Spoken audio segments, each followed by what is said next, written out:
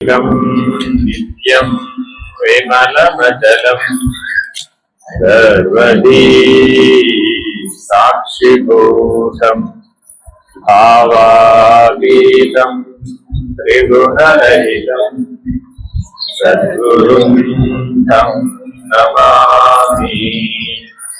नमो ब्रह्मादित्यो ब्रह्म विद्या संप्रदाय कर्तृभ्यो वंश ऋषिभ्यो महाभ्यो नमो गुरुभ्यः। सर्वोपप्लवरहित प्रज्ञानघन प्रत्यगर्धो ब्रह्मैवाहमस्मि।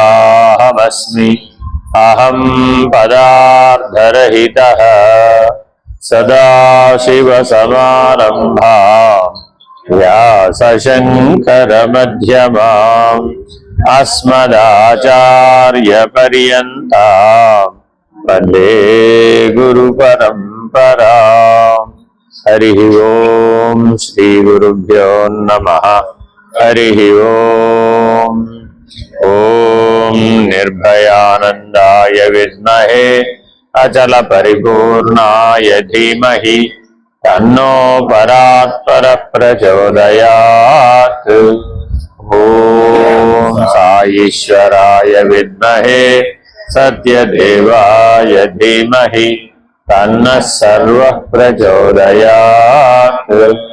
ॐ तत्पुरुषाय विद्महे महादेवाय धीमहि तन्नो रुद्रः प्रचोदयात्।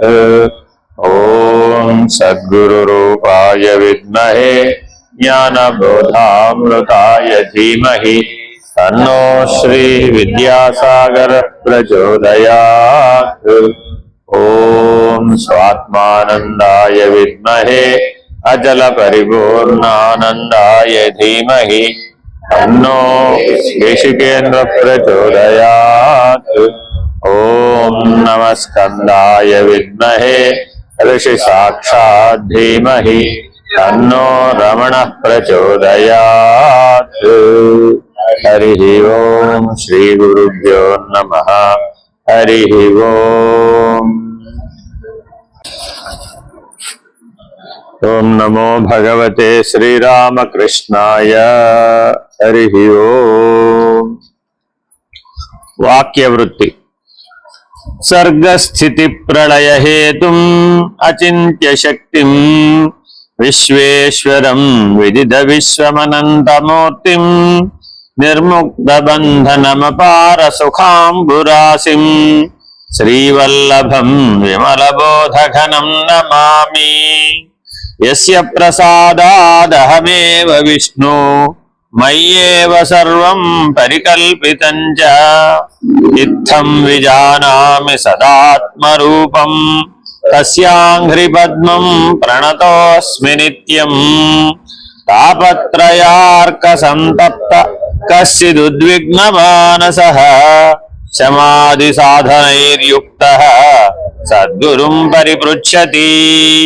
अनायासेन येनास्मान् मुच्येयं भवबन्धनात् तन्मे संक्षिप्य भगवन् केवलं कृपाया वद। हे భగవన్ అని సంబోధించారు. సంబోధన ఏం చేశారండి? హే భగవన్ అంటే సాక్షాత్తు దైవం ఎవరయ్యా అంటే ఈ మహావాక్యోపదేశం చేసేటటువంటి గురువు గారు ఎవరో ఆయనే భగవంతుడు. గురురువాచ సాధ్వీతే వచన వ్యక్తి ప్రతిభాతి వదామి తే ఇదం తదిత విస్పష్టం సావధానామానా శృణు. తత్వమాస్యాది వాక్యోక్తం యజ్జీవ పరమాత్మనో తాదాత్మ్య విషయం జ్ఞానం తదిదం ముక్తి సాధనం. శిష్య ఉవాచ ఓ జీవః కః పరశ్చాత్మా తాదాత్మ్యం వా కథం తయోః తత్వమస్యాది వాక్యం వా కథం తత్ప్రతిపాదయేత్. గురువు గారు ఏం చెప్పారు?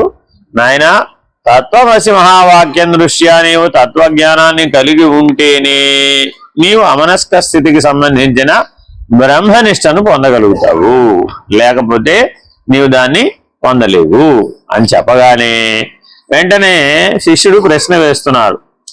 జీవుడనగా ఎవరు, పరమాత్మ ఎవరు, ఈ ఉభయులకు ఐక్యము ఏ విధముగా సంభవము, తత్వమసి మహావాక్యములు ఈ ఐక్యమును ఏ విధముగా ప్రతిపాదిస్తున్నది?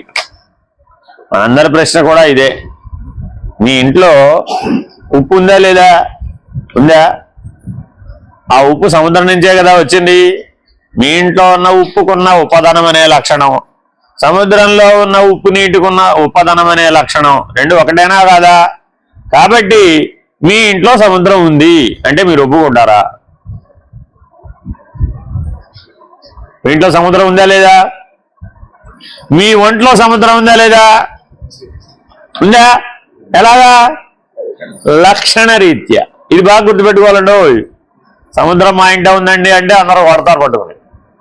మా ఒంట్లో ఉందంటే అసలుగా ఎవరికి అర్థం కాదు. లేదు సముద్రంలో నేనున్నానన్నా కుదరదు. అర్థమైందండి? మా ఇల్లు సముద్రంలో కొట్టుకుపోయిందన్నా కుదరదు. మిగిలిన ఏ లక్షణాలు కుదరదు. ఒకే ఒక అవకాశం ఉంది. ఏమిటట? అక్కడ ఇక్కడ ప్రతి దాంట్లో కూడా ఈ సృష్టిలో లక్షణాలు రెండు రకాలుగా ఉన్నాయి. ఒకటి సామాన్య లక్షణం, రెండు విశేష లక్షణం. అర్థమైందండి? రెండోది ఏంటండి? విశేష లక్షణం. సముద్రం విశాలంగా ఉంది, అంతేనా కాదా? మీ ఇంట్లో సముద్రం జాడీలో పెట్టేటంత ఉంది, అంతేనా? ఉప్పు జాడీలో పెట్టేటంత ఉందండి, అంతే ఉంటుందా సముద్రం అంటే? పరిమాణం అనే లక్షణాన్ని స్వీకరించకూడదు. అర్థమైందండి? ఆ పరిమాణం విశేష లక్షణం. సామాన్య లక్షణం ఏమిటి? రుచి. అర్థమైందండి? అది ఎప్పటికైనా మారుతుందా? మారదు. పరిమాణం కూడా మారదు. మీ ఇంట్లో ఉన్న ఉప్పు ఏమీ సముద్రం అంత అవ్వదు, సముద్రంలో ఉన్న ఉప్పు ఏమీ మీ జాడీ అంత అవ్వదు. అవుతుందా? అలా ఏం మారదు. సో పరిమాణం విశేష లక్షణం. అర్థమైందండి? రుచి సామాన్య లక్షణం. ఏదైనా మనం పోలికలు తీసుకునేటప్పుడు, పోల్చి చూసేటప్పుడు సామాన్య లక్షణం దృష్ట్యా చూడబడటం అనేది జ్ఞానం, విశేష లక్షణం ద్వారా చూడడం అనేది కర్మ. ఎప్పుడెప్పుడైతే మీకు విశేష లక్షణం మాత్రమే మీరు గుర్తిస్తారో అప్పుడు మీరు కర్మకి లోబడతారు. అర్థమైందండి? మా ఆవిడ నాకు ఆకర్షణీయంగా కనబడాలా అక్కర్లేదా? మా ఆయన నాకు అందంగా కనబడాలా అక్కర్లేదా? విశేష లక్షణమా సామాన్య లక్షణమా? చూడండి, పెళ్లి కుమారుడికి పెళ్లి కూతురు ఆకర్షణీయంగా కనబడాలా అక్కర్లేదా? పెళ్లి కుమార్తెకి పెళ్లి కుమారుడు అందంగా కనబడాలా అక్కర్లేదా? పెళ్ళైన తర్వాత అవి సామాన్య లక్షణాలు, పెళ్లి కాకముందు విశేష లక్షణాలు. చూడండి, రెండు సందర్భాలు ఒకటే చెప్తున్నా. పెళ్ళైపోయిందమ్మా, పెళ్ళైపోయిన 12 ఏళ్లకి పుష్కరం తర్వాత ఏమయ్యా మీ ఆవిడ ఆకర్షణీయంగా ఉంటుందా అని ఆయన అడిగామనుకోండి, అంతా వద్దు. ఏమమ్మా మీ ఆయన అందంగా ఉంటాడు, అంతా మామూలు. అన్నప్పుడు అక్కడ అదే పెళ్లి కాకముందు పెళ్లి చూపులప్పుడు ఎలా ఉంది?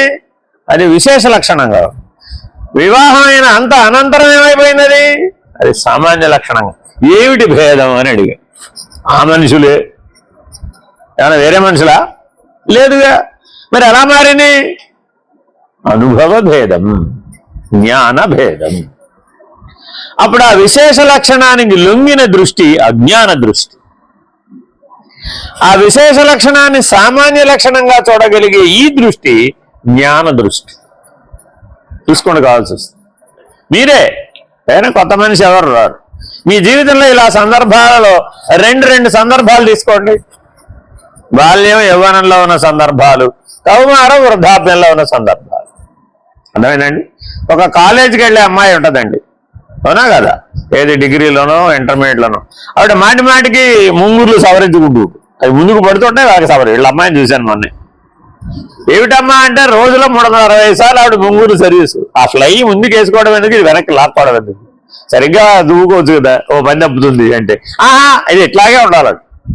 ఎందుకని? విశేష లక్షణం. అర్థమైందండి? ఈవిడ్ని ఇప్పుడు ఒక 20 ఏళ్ళ తర్వాత 30 ఏళ్ళ తర్వాత మళ్ళా కలుస్తుంది. అప్పుడు అడిగాం, ఏమమ్మా నీ పంఖ ఏమైపోయింది? పంఖ లేదు, పాడు లేదు, వెళ్ళవయ్యా బాబు. ఎందుకని? సామాన్య లక్షణం అయిపోయింది. అర్థమైందండి? ఇప్పుడు అంటే ఒక జీవనంలో అజ్ఞాన దృష్టితో ఉన్నప్పుడు ఏది నువ్వు ఆచరించావో అది విశేష లక్షణం దృష్ట్యా భేదం, వాడికంటే నేను గొప్ప, వాడికంటే నేను వేరే, వాడికంటే నేను భిన్నం అని చెప్పడానికి ఏవైతే పాటించావో అవన్నీ విశేష లక్షణాలు. ఉద్యోగంలో చేరిన కొత్తల్లో పక్కవాడి కంటే ఒకడు ఎక్కువ బాగా కష్టపడుతుంటాడు, పోటీ పడతారు కష్టపడడంలో. వాడు 4 గంటల పని చేస్తే మనం 8 గంటల పని చేస్తాం, వాడు 8 గంటల పని మనం 16 గంటల పని చేస్తాం. వాడు ఏది రాదండడం అనేది వచ్చని నిరూపిస్తాం, ఏది సాధ్యం కాదు అది సాధ్యం అవుతుందని నిరూపిస్తాం. ఇవన్నీ ఎప్పుడుంటాయి? రిటైర్ అయ్యే ముందు అడిగామండి, ఇది అర్థం అవుతుంది. ఎందుకని? అది సామాన్య లక్షణంగా మారిపోయింది. అర్థమైందండి? దాని అర్థం దాంట్లో ఏమో నిరాసక్తత ఏం లేదు, నథింగ్ నెగిటివ్ ఇన్ ఇట్. దృష్టి భేదం. మానవ జీవితంలో జన్మతః మనకు ఆ దృష్టి ఉందా? లేదు. ఎందుకని? భేద దృష్టే ఉంది, అజ్ఞాన దృష్టే ఉంది. జీవితానుభవం పండే కొద్దీ అప్పుడేమైపోయింది? అవన్నీ సామాన్యమైంది. అర్థమైందండి? మనవడి గారికి బుట్టెడు బట్టలు ఉంటాయి, బుట్టెడు బొమ్మలు ఉంటాయి. ఉంటాయా ఉండవా? ఎందుకని? వాడు 1 నిమిషం ఓటాడితే 1 నిమిషం మనోటి అవ్వదు. అంతేనా కాదా? వాడికి అది విశేష లక్షణం. అర్థమైందండి? తాతగారికి ఏమిటో ఈ గోళ నాకు అర్థం కాదు, సామాన్య లక్షణం. అంతేనా కాదా? ఏమిటి తేడా ఇద్దరి మధ్యలో? ఇద్దరు జీవాత్మలే. అందుకని ఏమంటున్నాడు ఈయన? శిష్యుడు అడిగిన ప్రశ్న అసలు కో జీవ, జీవుడు అనగా ఎవరో చెప్పండి పట్టమాట. ఫస్ట్ దేని దృష్ట్యా చెప్పాలి? ఇప్పుడు గురువు గారు ఏం చెప్పినా తత్వమసి మహావాక్య విచారణ దృష్ట్యా చెప్పాలి, తత్వజ్ఞానం దృష్ట్యానే నిర్వచనాలు చెప్పాలి. ఇప్పుడు మన దగ్గర ఉన్న నిర్వచనాలన్నీ ఏమిటి? త్వంపదమైనటువంటి నిర్వచనాలే ఉన్నాయి మన దగ్గర. తత్వ నిర్వచనాలు తెలుసుకోవాలి, తత్వమసి ఈ రెండు ఒకటేననే నిర్వచనం కూడా తెలుసుకోవాలి. కానీ మన దగ్గర ఉన్న నిర్వచనాలన్నీ ఏముంటాయంటే అభ్యాస బలం చేత, అనేక జన్మల అభ్యాసం చేత కూడా త్వంపదానికి సంబంధించిన నిర్వచనాలే ఉన్నాయి. కానీ తత్వమసి మహావాక్యం దృష్ట్యా కో జీవ అని అడిగారు అనుకోండి, అప్పుడు ఏం చెప్పాలి? తెలుసుకోవాలన్నమాట.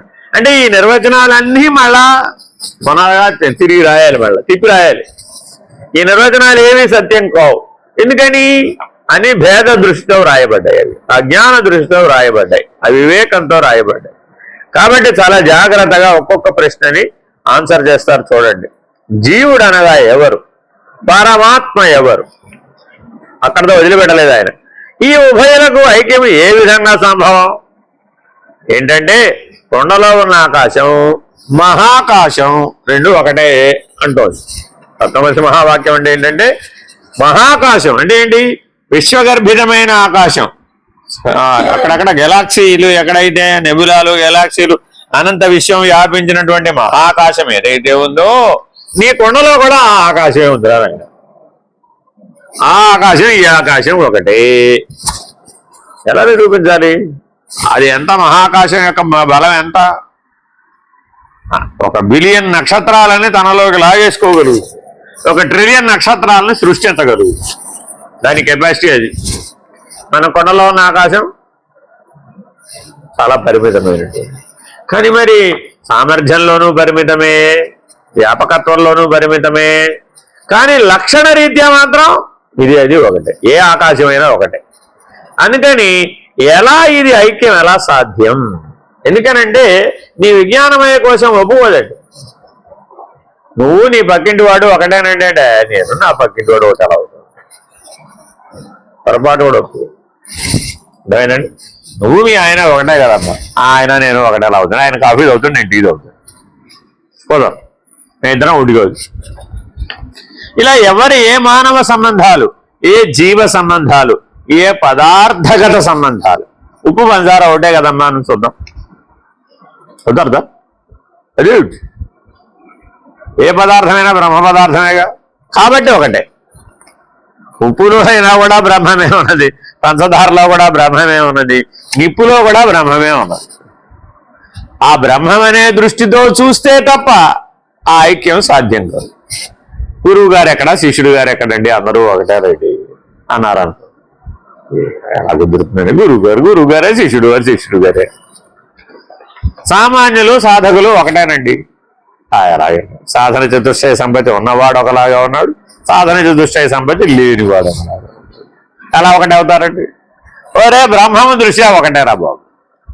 కాబట్టి ప్రతి చోట ఏం తేవాలి? ఇప్పుడు ఆ బ్రహ్మం అనే దృష్టిని తెస్తే తప్ప, సామాన్య దృష్టి అంటే ఏమిటంటే బ్రహ్మం అనే దృష్టి, ఆ దృష్టితో చూస్తే తప్ప మనస్కం సిద్ధించదు. అది సిద్ధిస్తే తప్ప నీకు బ్రహ్మనిష్ట కుదరదు. ఇది బ్రహ్మానుసంధానం అంటే. చాలా మంది ఏం చేస్తున్నారు? అహం బ్రహ్మాస్మి మంత్రోయం జతబంధం వినాశయేత్, అహం బ్రహ్మాస్మి మంత్రోయం అని ఆ వరుస క్రమం అంతా ఉంటుంది అన్నమాట. 12 వాక్యాలు అది బాగా జపం చేస్తుంది. ఇది జపం చేసినంత మాత్రాన అది సిద్ధిస్తుందా? అలవాటు పడుతుంది, అంతేగాని అది సిద్ధించదు. సిద్ధించాలంటే ఏం చేయాలి? ప్రతి దాంట్లోనూ బ్రహ్మమును ప్రతిక్షేపించాలి. చిన్నప్పుడు మీరు పర్మిటేషన్స్ అండ్ కాంబినేషన్స్, పర్మియబిలిటీ నేర్చుకున్నారు కదా. ఎక్స్ అనుకో, ఎక్స్ బదులు ఎంత పెట్టచ్చు? ఎంతైనా పెట్టచ్చు. ఎక్స్ టెండ్స్ టు ఇన్ఫినిటీ, 0 నుంచి ఇన్ఫినిటీ దాకా పెట్టచ్చు. అంతేనా కదా? ఇప్పుడు ఈ బ్రహ్మం అంటే ఏమిటండి? 0 నుంచి ఇన్ఫినిటీ దాకా ఎంతైనా పెట్టచ్చు. దాన్ని ఏదైనా బ్రహ్మమే. 0 బ్రహ్మమే అయితే అనంతం కూడా బ్రహ్మమే. కాబట్టి చాలా జాగ్రత్తగా ఈ బ్రహ్మానుసంధానాన్ని నిత్య జీవితంలో చెయ్యాలి.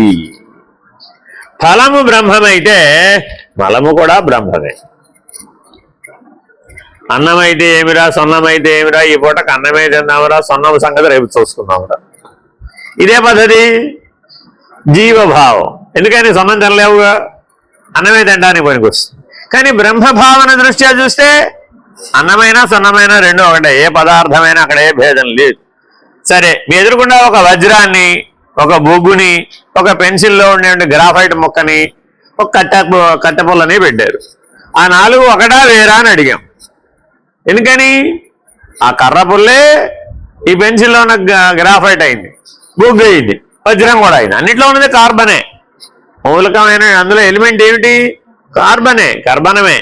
కానీ అనేకమైనటువంటి వాతావరణ పరిస్థితులకు గురై 1 మిలియన్ సంవత్సరాల పాటు ఆ వెదరింగ్ ఎఫెక్ట్ గురైతే గానీ ఆ కర్ర మొక్క ఈ వజ్రం కాలేదు.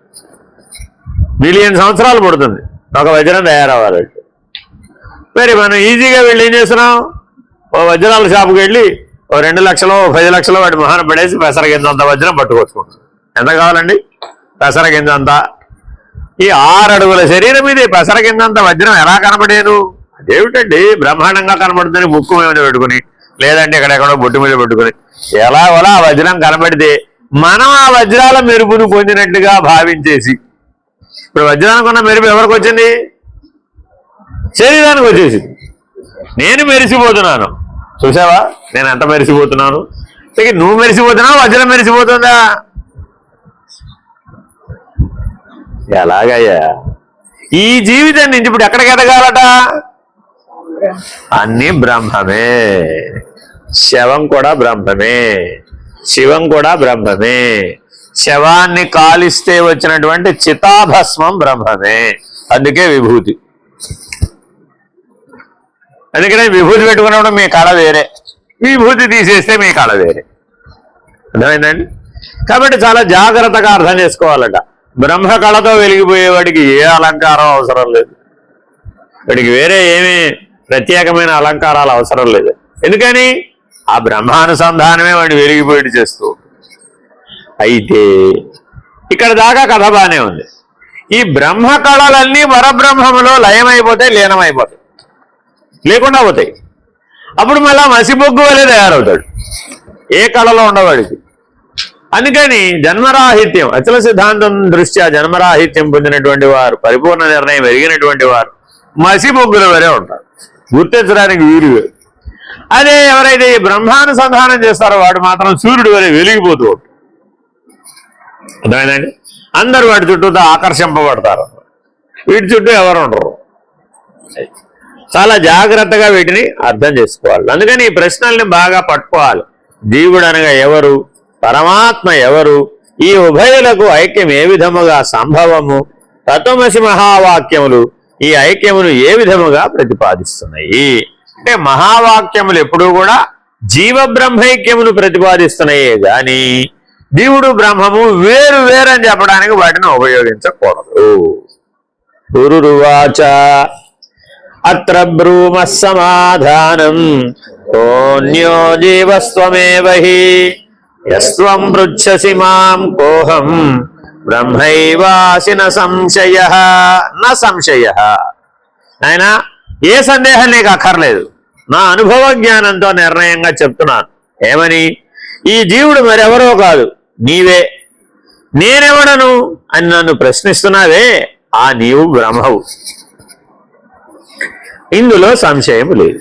ఏం చెప్పాడండి? పొద్దున ఉదాహరణ చెప్పాడు. దేవుడు ఎక్కడున్నాడు అని అడిగాడు. అడగంగానే ఏం చెప్పాడు ఆయన? దేవుడు ఎక్కడ లేడో చెప్తే దేవుడు ఎక్కడున్నాడో నేను నిరూపిస్తాను. అదే పద్ధతిలో ఈయన ఏమడిగాడు? జీవుడు అనగా ఎవరు? నాయనా ఇప్పుడు నీవు తెలిసి అడుగుతున్నావుగా, నువ్వెవరో నీకు తెలుసు కదా. నీకు తెలిసిన నేనెవరు? జీవుడు. పరమాత్మ ఎవరని ప్రశ్నిస్తున్నావే, ఆ అడుగుతున్న జ్ఞానం ఉందే, ఆ జ్ఞానం బ్రహ్మం. కాబట్టి ఆ జ్ఞాన నేనేమో బ్రహ్మము, ఈ అజ్ఞాన నేనేమో జీవుడు. ఇప్పుడు రెండు ఒక చోట ఉన్నాయా, వేరు వేరు చోట్ల ఉన్నాయా? నీలో రెండు నేళ్ళు ఉన్నాయంటావా, ఒక నేనే ఉందంటావా? అజ్ఞాన దృష్టితో ఉన్నప్పుడు ఆ నేనే జీవుడు అంటున్నావు, జ్ఞాన దృష్టితో ఉన్నప్పుడు ఆ నేననే బ్రహ్మం అంటున్నావు. రెండు నేళ్ళు రాలే. ఎవరినైనా అడగండి, ఏమైనా నీ లోపల రెండు నేళ్ళు ఉన్నాయా, మూడు నేళ్ళు ఉన్నాయా అంటే వాడేమంటాడు? బుర్రందని కదా, ఒక నేనే ఉండదు కాదు, రెండు నేళ్ళు ఎత్తుకుంటాడు. తెలిసిన వాడైనా తెలియని వాడైనా ఎవరు ఒప్పుకోరు రెండు నేళ్ళు ఉన్నాయండి. అర్థమైందండి? అందుకని సాంఖ్య విచారణ సూత్రం చెప్పేటప్పుడు నిత్య నేను, అనిత్య నేను, సత్య నేను, అసత్య నేను ఇలా అక్కడ అర్థం కావడం కోసమని అలా చెప్తారు. అంటే అర్థం ఏంటి? ఆట బొమ్మలు వేరే, పుస్తకాలు వేరే అని పిల్లవాడికి చెప్తున్నారా లేదా? రెండూ ఒకటైన వాడికి చెప్పారనుకోండి, ఏమైపోతారంటారు? జీవితంలో ఎప్పటికీ పుస్తకం పట్టుకోడు, వాడు ఎప్పుడు ఆట బొమ్మలే పట్టుకోడు. అందుకని వాడిని ఇంటి చోట మార్చాలంటే ఏం చేయాలి? సరే దీనికంటే ఇది వేరే. అందుకని పంచ వివేకాలు చెప్పేటప్పుడు ఏం చేశాం? నిత్యానిత్య, ఆత్మానాత్మ, కార్యకారణ, సదసత్, దృగ్దృశ్యములు ఒకదానికి పరస్పర మరొకటి భిన్నములు. పరస్పరం భిన్నం అంటే అనిత్యం ఉన్నట్టు నిత్యం లేదు, అనాత్మ ఉన్నట్టు ఆత్మ లేదు, కార్యం ఉన్నట్టు కారణం లేదు అని నిరూపించాం. ఎంత పెద్ద విస్తారమైన ప్రకరణం అది.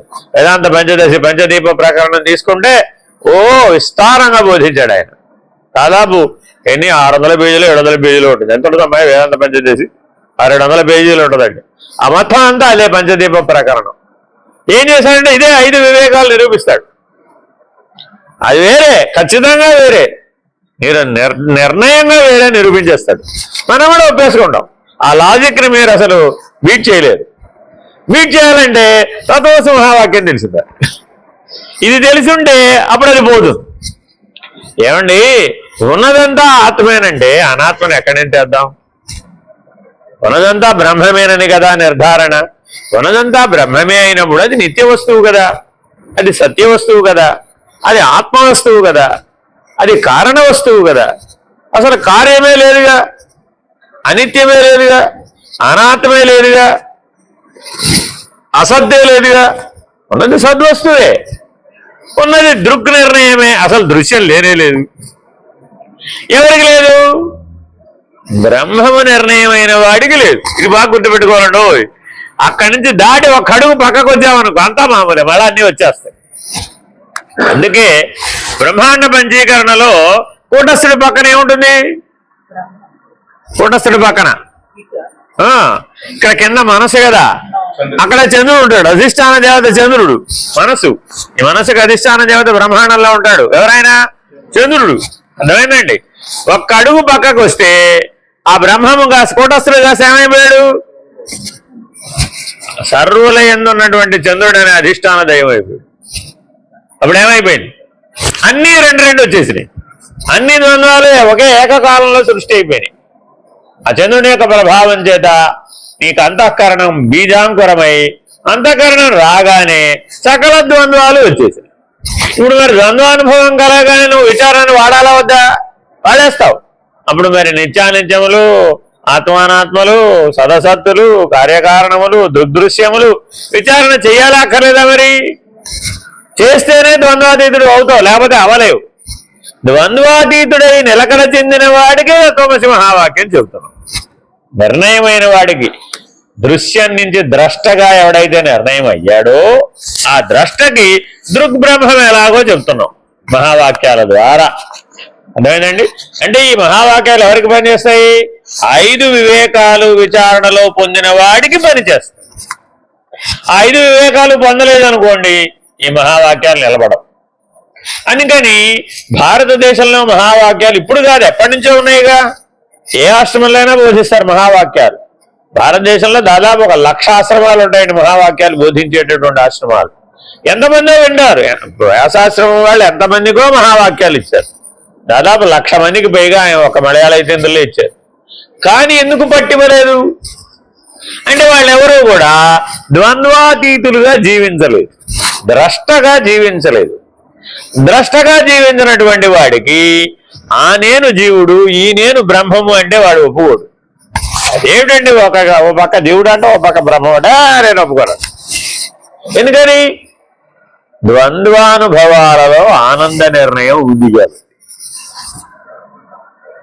అర్థమైందండి? ద్వంద్వానుభవంలో ఎందుకు నువ్వు చిక్కుకున్నావు? అందులో ఆనంద నిర్ణయం ఉంది, సుఖ దుఃఖ ప్రశంస ఉంది. అర్థమైందండి? ఎప్పుడూ ఫ్యాన్ వేసుకుంటే ఫ్యాన్ యొక్క విలువ మీకు తెలియదండి. తెలియాలంటే ఏం చేయాలి? కాసేపు కరెంట్ పోవాలి, లేదంటే కట్టేయాలి.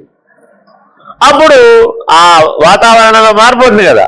ఆ మార్పు వచ్చిన తర్వాత మళ్ళీ ఒక అరగంట గంట అయిన తర్వాత నీ శరీరంలో నుంచి వేడి బయలుదేరి చెమటలు గారిపోయి అప్పుడు ఫ్యాన్ వేసాం. అబ్బా, ఇప్పుడేమైంది? తాపము అనుభవానికి వచ్చింది. తాపత్రయాల యొక్క అనుభవం ఏమిటయ్యా అంటే ద్వంద్వానుభవాలే.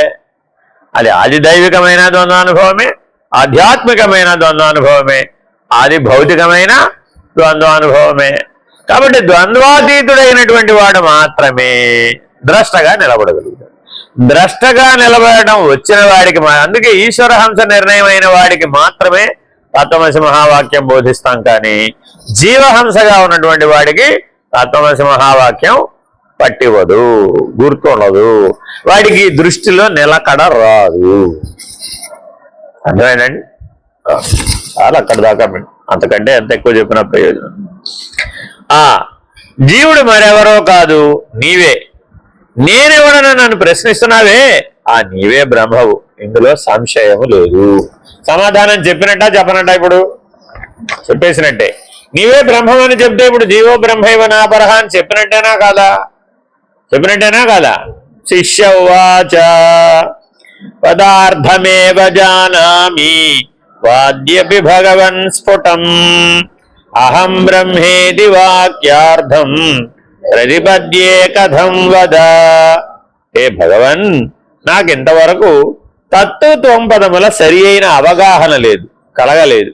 ఇక అహం బ్రహ్మాస్మి వంటి మహావాక్యములు నేను ఎలా గ్రహించగలుగుతాను? మీరేమో నువ్వు బ్రహ్మమే పోవయ్యా అని చెప్తుంటారు, నాకేమో అటువంటి అనుభవం లేదు. ఎందుకు లేదు? తత్వముల యొక్క జ్ఞానం లేదు కాబట్టి నాకు అహం బ్రహ్మాస్మి అనే అనుభవం లేదు. అందుకని 4 మహావాక్యాలకి కూడా తత్వమసి మహావాక్యానికి ఉపదేశ వాక్యమని, ప్రజ్ఞానం బ్రహ్మమునకు లక్షణ వాక్యమని, అహం బ్రహ్మాస్మికి అనుభవ వాక్యమని, అయమాత్మా బ్రహ్మమునకు నిర్ణయ వాక్యమని పేర్లు.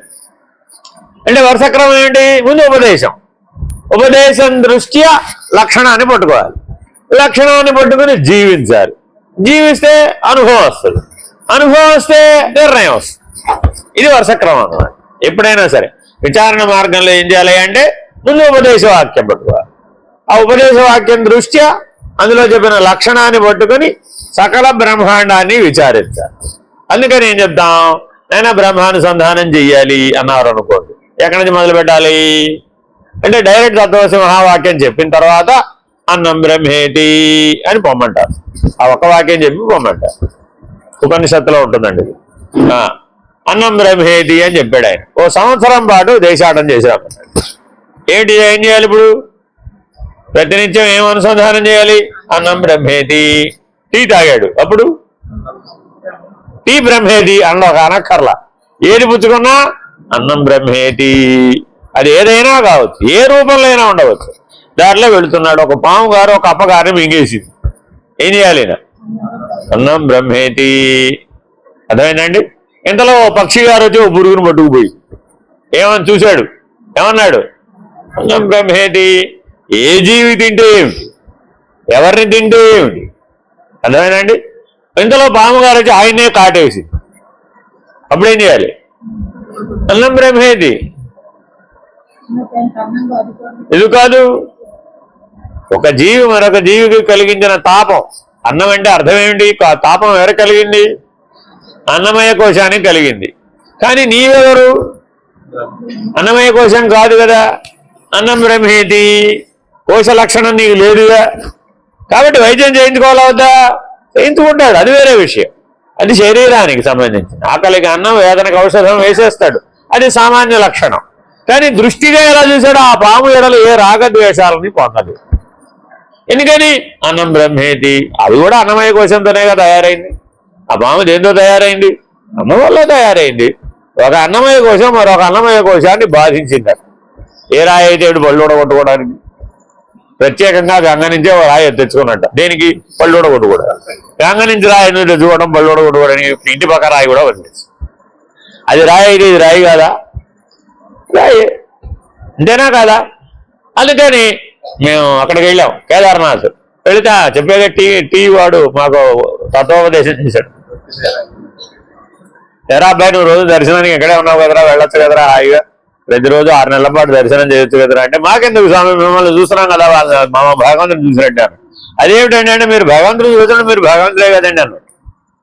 దైవ దర్శనం పొందిన తర్వాత నువ్వు లేవుగా, నువ్వెవరప్పుడు? దైవానువే.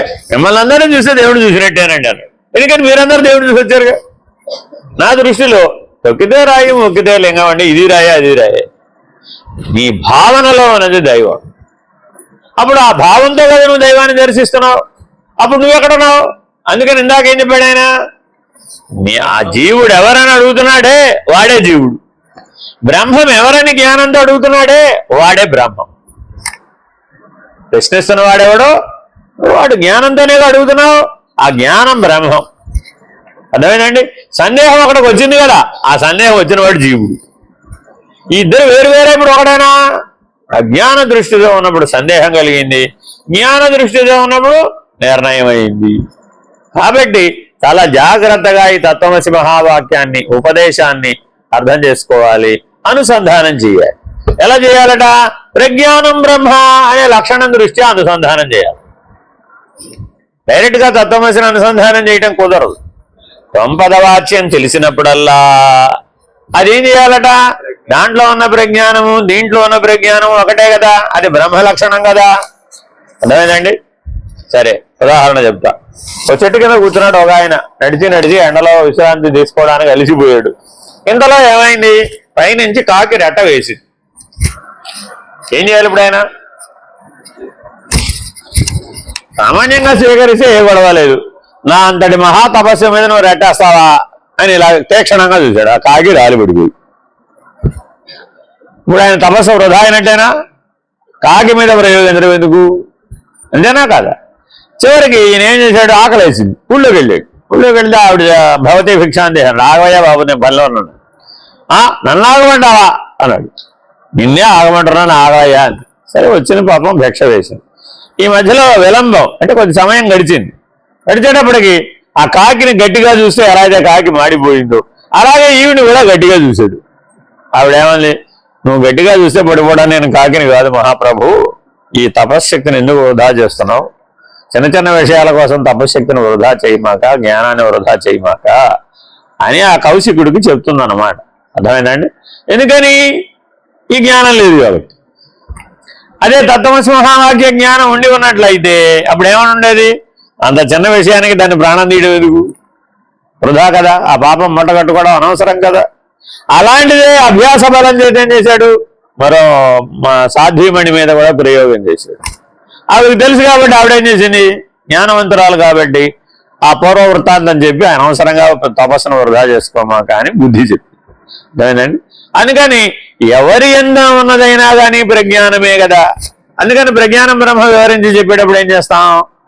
మనుష్యాశ్వగవాదిషు, మనుషులైనా, గుర్రాలైనా, గాడిదలైనా, ధేనువులైనా, ఏనుగులైనా, ఏ జీవులైనా, సకల జీవుల యందు వ్యాపకమై ఉన్నది ఒకే ప్రజ్ఞానమే. ఆ ప్రజ్ఞానాన్ని గుర్తించు, ఆ ప్రజ్ఞని గుర్తించు. ఆ ప్రజ్ఞే ప్రజ్ఞానం. వేరే ఇంకేమీ లేదు. కాబట్టి ప్రజ్ఞ లేకుండా వాడికి ఉనికే లేదు. ఆ ఉనికి దేంతో ముడిపడి ఉన్నాయంటే ప్రజ్ఞతోనే, ఆ చైతన్యంతోనే, ఆ ప్రకాశంతో. కాబట్టి చాలా జాగ్రత్తగా వ్యవహరించాలని మనం ఎవరితో వ్యవహరిస్తున్నా, నువ్వు ఎవరినైనా ఏదైనా సరే మనసులో తిట్టుకున్నావండి, దానికి ఏమైనా ఫలితం ఉంటుందంటారా లేదంటారా? ఉంటుందా లేదా? ఎందుకని కర్మ ఇప్పుడు ఎక్కడ జరిగింది? మనసులో జరిగింది. అంటే కర్మ చేయడానికి 3 ఇచ్చాడు మనకి భగవంతుడు. మనో వాక్ కాయములు, మనసు వాక్కు కాయం. నోటితో అన్నారండి, వాగింద్రియాన్ని ఉపయోగించి అనేసారు, నిందావాక్యములు మాట్లాడారు. అప్పుడు ఎక్కడ జరిగింది? కర్మేంద్రియ పరిధిలో జరిగింది. అర్థమైందండి? అదే కాయం, చేత్తో వెళ్ళి కొట్టడం కూడా కొట్టావు, అప్పుడేమైంది? కాయంతో కూడా జరిగింది. కాబట్టి కర్మ ఏ తలంలో ఏ ఇంద్రియంతో చేయబడితే ఆ కర్మఫలమైనటువంటి ఆవేదన ఆ ఇంద్రియానికి ఆ తలంలో ఏది ఎప్పుడు ఎలా చేయబడిందో అది అప్పుడు అలా అనుభవించబడి, అంతే. అది సృష్టి ధర్మం. కాబట్టి మీరు కర్మ చేసేటప్పుడు ఎలా ఉండాలి? ఇప్పుడు ప్రజ్ఞానం బ్రహ్మ, వెరీ వెరీ ఇంపార్టెంట్. దృష్టిని మార్చుకోవాలి, అప్పుడు కర్మ చేసే విధానం మారిపోతుంది. లేకపోతే అజ్ఞానంతో చేసేస్తావు, అప్పుడు ఆ కర్మ బంధమై కూర్చుంది. అదే ప్రజ్ఞానం దృష్ట్యా చేస్తే కర్మ బంధం కాదు. ఈ కర్మ రహస్యాన్ని విడమర్చి చెప్తున్నాడు. కాబట్టి తత్వమసి మహావాక్యోపదేశాన్ని ఆచరణలో ఎలా పెట్టాలయ్యా? ప్రజ్ఞానం బ్రహ్మ అనే లక్షణం దృష్ట్యా పెట్టాలి, లేకపోతే దాన్ని నువ్వు సాధించలేవు. గురువు గారు శిష్యుడికి బోధించాలండి, ఏం వాడాలి? ప్రజ్ఞనే వాడాలి. శిష్యుడు గారు గురువు గారు చెప్పేదాన్ని అర్థం చేసుకోవాలండి, అప్పుడేం వాడాలి? అప్పుడు ప్రజ్ఞనే వాడాలి. కాబట్టి ఇద్దరిలో సామాన్య ధర్మం ఏమిటి? ప్రజ్ఞ. ఇద్దరిలోనూ ఉన్నదేమిటి? ప్రజ్ఞానం బ్రహ్మ అనే లక్షణమే. అర్థమైందండి? శాస్త్రం నీకు అర్థం కావాలండి, శాస్త్రంలో ఏముంది? ప్రజ్ఞే. ఆ శాస్త్రం రాయబడ్డప్పుడు దేంతో రాశాడు? ప్రజ్ఞతోనే రాశాడు. ఈ చదువురిలో కూడా ఏముంది? ప్రజ్ఞే. మేల్కొన్నది ఏమిటి? ప్రజ్ఞానమే. అది బ్రహ్మమే, అది బ్రహ్మం యొక్క లక్షణం. పుట్టిన పిల్లవాడిలో ఏడవమని ఎవరు చెప్పారు? ఆవిడికి వాడిలో ఉన్న ప్రజ్ఞే. వాడికి ఏ కష్టం వచ్చినా వాళ్ళ అమ్మని పిలవాలంటే వాడికి ఉన్నటువంటి ఒకే ఒక సైరన్ ఏమిటి? మరి అది ప్రజ్ఞానమేగా. ఏడు పనకూడదు, ఏమనాలి ఇప్పుడు? ప్రజ్ఞానం బ్రహ్మ. ఆ జీవికి ఉన్నటువంటి లక్షణం, ఆ జీవికున్న కెపాసిటీ, సామర్థ్యం అంతా ప్రజ్ఞే కదా. మరి ఆ ప్రజ్ఞాధీ విశేషం లేకపోతే ఆ పని చేయగలవా? ఆ ఏడవ లేదండి, వాడు ఏంటి ఫీచర్ అని నానా తంటాలు. మీరు కావాలంటే పుట్టిన పిల్లాడిని ఆ లేబర్ రూమ్లో ఒకసారి ఆ డాక్టర్లు పడే కష్టం చూస్తే మీకు అర్థమైపోతుంది. వాడు ఏడవకపోతే వాడిని 1.5 గంటల పాటు కుస్తీ పడితే వాడిని కిందేసి పైనేసి శీర్షాసనం వేసి మయూరాసనం వేయించి యోగాసనాలన్నీ వాడి చేత వేయించేస్తారు, లాగి బీగిపోయి. వాడికి ఆక్సిజన్ పెట్టి అదేమిటి వ్యాక్యూమ్ మాస్క్ పెట్టి ఓ రామ రామ వేడి నీళ్లు కొట్టి అట్టా ఇట్టా కాదు. అప్పుడు అమ్మయ్య ఏడ్చాడరా బాబు, బతికాడరా, బట్ట కట్టాడరా బాబు. చూడండి, మరి ఆ ప్రజ్ఞానం మేల్కోకపోతే, చైతన్యవంతం కాకపోతే మృత శరీరమే. మరణకాలంలో కూడా ఇదే. ఆ ప్రజ్ఞ దేహాన్ని విడిచేస్తోంది. ఆ ప్రజ్ఞే వ్యవహార అస్తంగతమైనప్పుడు అజ్ఞగా మారి జీవుడైంది. జీవుడు ఎక్కడి నుంచో రాలేదు. ప్రజ్ఞ వ్యవహారగతమై కొండలోకి మునిగిందట. మునిగంగానే ఏమైపోయింది? అస్తంగతమైంది. తన శక్తిని కోల్పోయింది, తన స్వరూపాన్ని కోల్పోయింది, మరపకు పోయి పోగానే ఏమైపోయింది? ఆ ప్రజ్ఞ జీవుడైపోయింది, అజ్ఞగా మారి.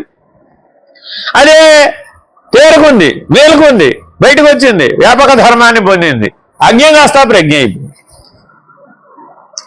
మన ధీ విశేషానికి బుద్ధికి 2 ఛాయిస్లు ఉన్నాయి. ఒకటి అజ్ఞగానూ ఉండవచ్చు, లేదా ప్రజ్ఞగానూ ఉండవచ్చు. అందుకని భగవంతుడు భగవద్గీతలో మానవుడికి జ్ఞానం పొందాలని ఏం చెప్పాడు? స్థిత ప్రజ్ఞస్య కా భాష. నాయన అర్జునుడు అడుగుతున్నాడు మన తరఫున, ఏమయ్యా ఇదంతా ప్రజ్ఞ ప్రజ్ఞ ప్రజ్ఞ, ఆ ప్రజ్ఞ ఎలా పొందాలయ్యా బాబు? ఆయన అప్పుడు అందుకని వరుసగా ఏకరువు పెట్టాడు. ద్వంద్వాలన్నీ ఏకరువు పెడతాడండి. ఏకరువు పెట్టి ఈ ద్వంద్వాలలోకి లోపడమాక, లోబడితే అజ్ఞ, ద్వంద్వాతీతుడిగా ఉంటే ప్రజ్ఞ. ఆ ప్రజ్ఞ ఉంటే తప్ప నీకు బ్రహ్మం అనే లక్షణం బోధపడదు. పెద్ద చిక్కి, వెరీ వెరీ ఇంపార్టెంట్. అర్థమైందండి? ప్రజ్ఞ ఉన్నవాడు ఒకలాగా ఉంటాడు, ప్రజ్ఞ స్థిరంగా ఉన్నవాడు ఒకలాగా ఉంటాడు, ప్రజ్ఞే జీవితంగా ఉన్నటువంటి వాడు ఒకలాగా ఉంటాడు. క్రమంగా వస్తుంది అనమాట ఈ పరిణామం. మొట్టమొదటి అసలు ప్రజ్ఞని గుర్తించడం రావాలి. అందుకని మీరు ప్రకాశ స్వరూపులనే లక్షణం మీరు గుర్తిస్తే తప్ప అందరిలో ఉన్న చైతన్య ప్రకాశాన్ని గుర్తించడం రాదు. అందరిలో ఉన్న చైతన్య ప్రకాశాన్ని గుర్తిస్తే తప్ప అది ప్రజ్ఞని గుర్తించలేవు. లేకపోతే ఇట్లా ఊరికే మాటకు అనుకుంటావు అంతే. మాటకు అనుకున్నది చేతకు చెప్పడానికి పోవచ్చు. అర్థమైందండి? ఎప్పుడో మీకు ఆ సందర్భం వచ్చినప్పుడు బాగా తెలిసిపోదు. అర్థమైందండి? మీరు నోరు కట్టేసుకోవాలని అనుకుంటారు, మౌనంగా ఉండాలని రోజు బాగా కుస్తీ పడతారు. కానీ పరమాత్మ ఏం చేస్తాడంటే, నేను బాగా మౌనంగా ఉంటున్నాను, బాగానే నిలకడగానే కుదిరింది అని అనుకుంటావు కదా. అనుకోగానే ఏం చేస్తాడు, ఓ నలుగురు పంపిస్తాడు. ఆ నలుగురు వచ్చి చక్కగా నాలుగు వైపులా నలుగురు కూర్చుని బాగా మాట్లాడతారు. ఈ మౌనం ఎంత ఉందో బాగా పరీక్షిస్తారు. ఓ సందర్భం వచ్చేటప్పటికి మౌనం కాస్త భళ్ళు మట్టు అయిపోతుంది. ప్రజ్ఞ కాస్త రేపపాటులో ఆజ్ఞ అయిపోతుంది. దీని అజ్ఞని ప్రజ్ఞ చేయాలంటే మళ్ళా మొదలు. సాలిడ్ కింద పడితే పైకి ఎక్కాలి కదా. మన గొడవ అంతా సాలిడ్ గొడవే. అర్థమైందండి? పూర్ణనాభి. అందుకని జ్ఞానం అంతా ఎటువంటిది అంటే పూర్ణనాభితో సమానం అంటాడు, సాలిడ్తో సమానం అంటాడు, అంతకుమించి వేరే. ఎందుకని? ప్రజ్ఞానం బ్రహ్మ. ఇప్పుడు ఇంట్లో బూజులు దులుపుతారా? దులపరా? దులుపుతారా? ఎందుకని? అది కర్మ. చేయాలా వద్దా? చేయాలి. క్లీన్లీనెస్ లో భాగంగా చేస్తారండి మీరు. మరి చేసినప్పుడు దాని ఆవాసాన్ని చెడగొట్టవా? మరి ఇప్పుడు అది పాపకర్మ అవుతుందా అవదా? అవుతుంది కదా. మరి చేయకూడదు కదా. కానీ అందుకని ఏం చెప్పాడు, ప్రజ్ఞానం బ్రహ్మగా ఉండి చెయ్యి, తత్వమసిగా ఉండి చెయ్యి, జీవో బ్రహ్మైవ నాపరహాగా ఉండి చెయ్యి. అప్పుడు చేతకు ప్రాధాన్యత లేదు. నువ్వు చేతకు ప్రాధాన్యత ఇచ్చావనుకో జ్ఞానం అప్రధానం అయిపోతుంది. కాబట్టి మనం నిత్య జీవితంలో ఎలా ఉండాలట, జ్ఞానానికి ప్రాధాన్యత ఇవ్వాలనే కానీ చేతకు ప్రాధాన్యత ఇవ్వకూడదు. కానీ ఇప్పుడు మనం ఎలా ఉన్నాం, ఊరికే మాటలు చెప్తే సరిపోతుంది. వంట చేయకపోతే మాటలు ఊరికే వెళ్ళి వేస్తే పని అవుతుందా? చెయ్యాల్సిందే అంది ఈవిడే. ఆయన ఏమన్నాడు, అటుపక్కకు తిరిగి నేను కూడా బయటికి వెళ్ళి సంపాదించి పెట్టకుండా నేను కూడా నీలాగే చిలక పలుకులు వెళ్ళి వేశాను అనుకో అమ్మా, నీ నోట్లోకి భోజనం వస్తుందా అని ఆయన దర్శనం ఇచ్చారు. ఇప్పుడు ఇద్దరు దేనికి ప్రాధాన్యత ఇచ్చారు? చేతకి ప్రాధాన్యత ఇచ్చారు, కర్మకి ప్రాధాన్యత ఇచ్చారు. తద్వారా కర్మ ఫలితం చేత బాధించబడ్డాడు. ఎందుకని కర్తాభోక్త అయ్యాడు కాబట్టి. అదే ఇద్దరు జ్ఞానానికి ప్రాధాన్యత ఇచ్చారు. అప్పుడేమైంది, ఈ చేత అప్రధానం అయిపోయింది. అర్థమైందండి? ఉదాహరణ చెప్తాను మీకు. ఒక పిల్లవాడికి 30 ఏళ్ళకి పెళ్లి చేస్తుంది. కోడలు గారు వచ్చింది ఇంటికి. కోడలు గారు రాగానే వాళ్ళ అబ్బాయిని ఎన్ని కష్టాలు పడి పెంచిందో కోడలికి చెప్పాలనుకుంది ఈవిడ. 30 ఏళ్ల చరిత్ర చెప్పాలండి. ఎంత టైం పడుతుందంటారు? ఎంత టైం పడుతుంది? చెప్పగలుగుతుంది ఈవిడ? సీక్వెన్స్ బై సీక్వెన్స్ చెప్పాలంటే వీలవుతుందా? ఏవో గుర్తొచ్చినవి, ఏవో అక్కడక్కడ గుర్తున్నవి చెప్తుంది. మరి ఇప్పుడు ఆ కోడలు గారు ఏమైనా స్పందించాలి? ఇప్పుడు బాగా కష్టపడి పెంచారండి మీ అబ్బాయిని అనాలా? పెంచవలేవమ్మా మహా మీ అబ్బాయిని తప్ప అనాలా? ఎటన్నా ప్రమాదే. ఎందుకని? ఏం చెప్పినా కర్మ పరిధిలోకి వచ్చేస్తుంది. అందుకని ఆ కోడలు గారు మౌనంగా ఉంటుందట. చాలా తెలివైన కోడలు ఆవిడ.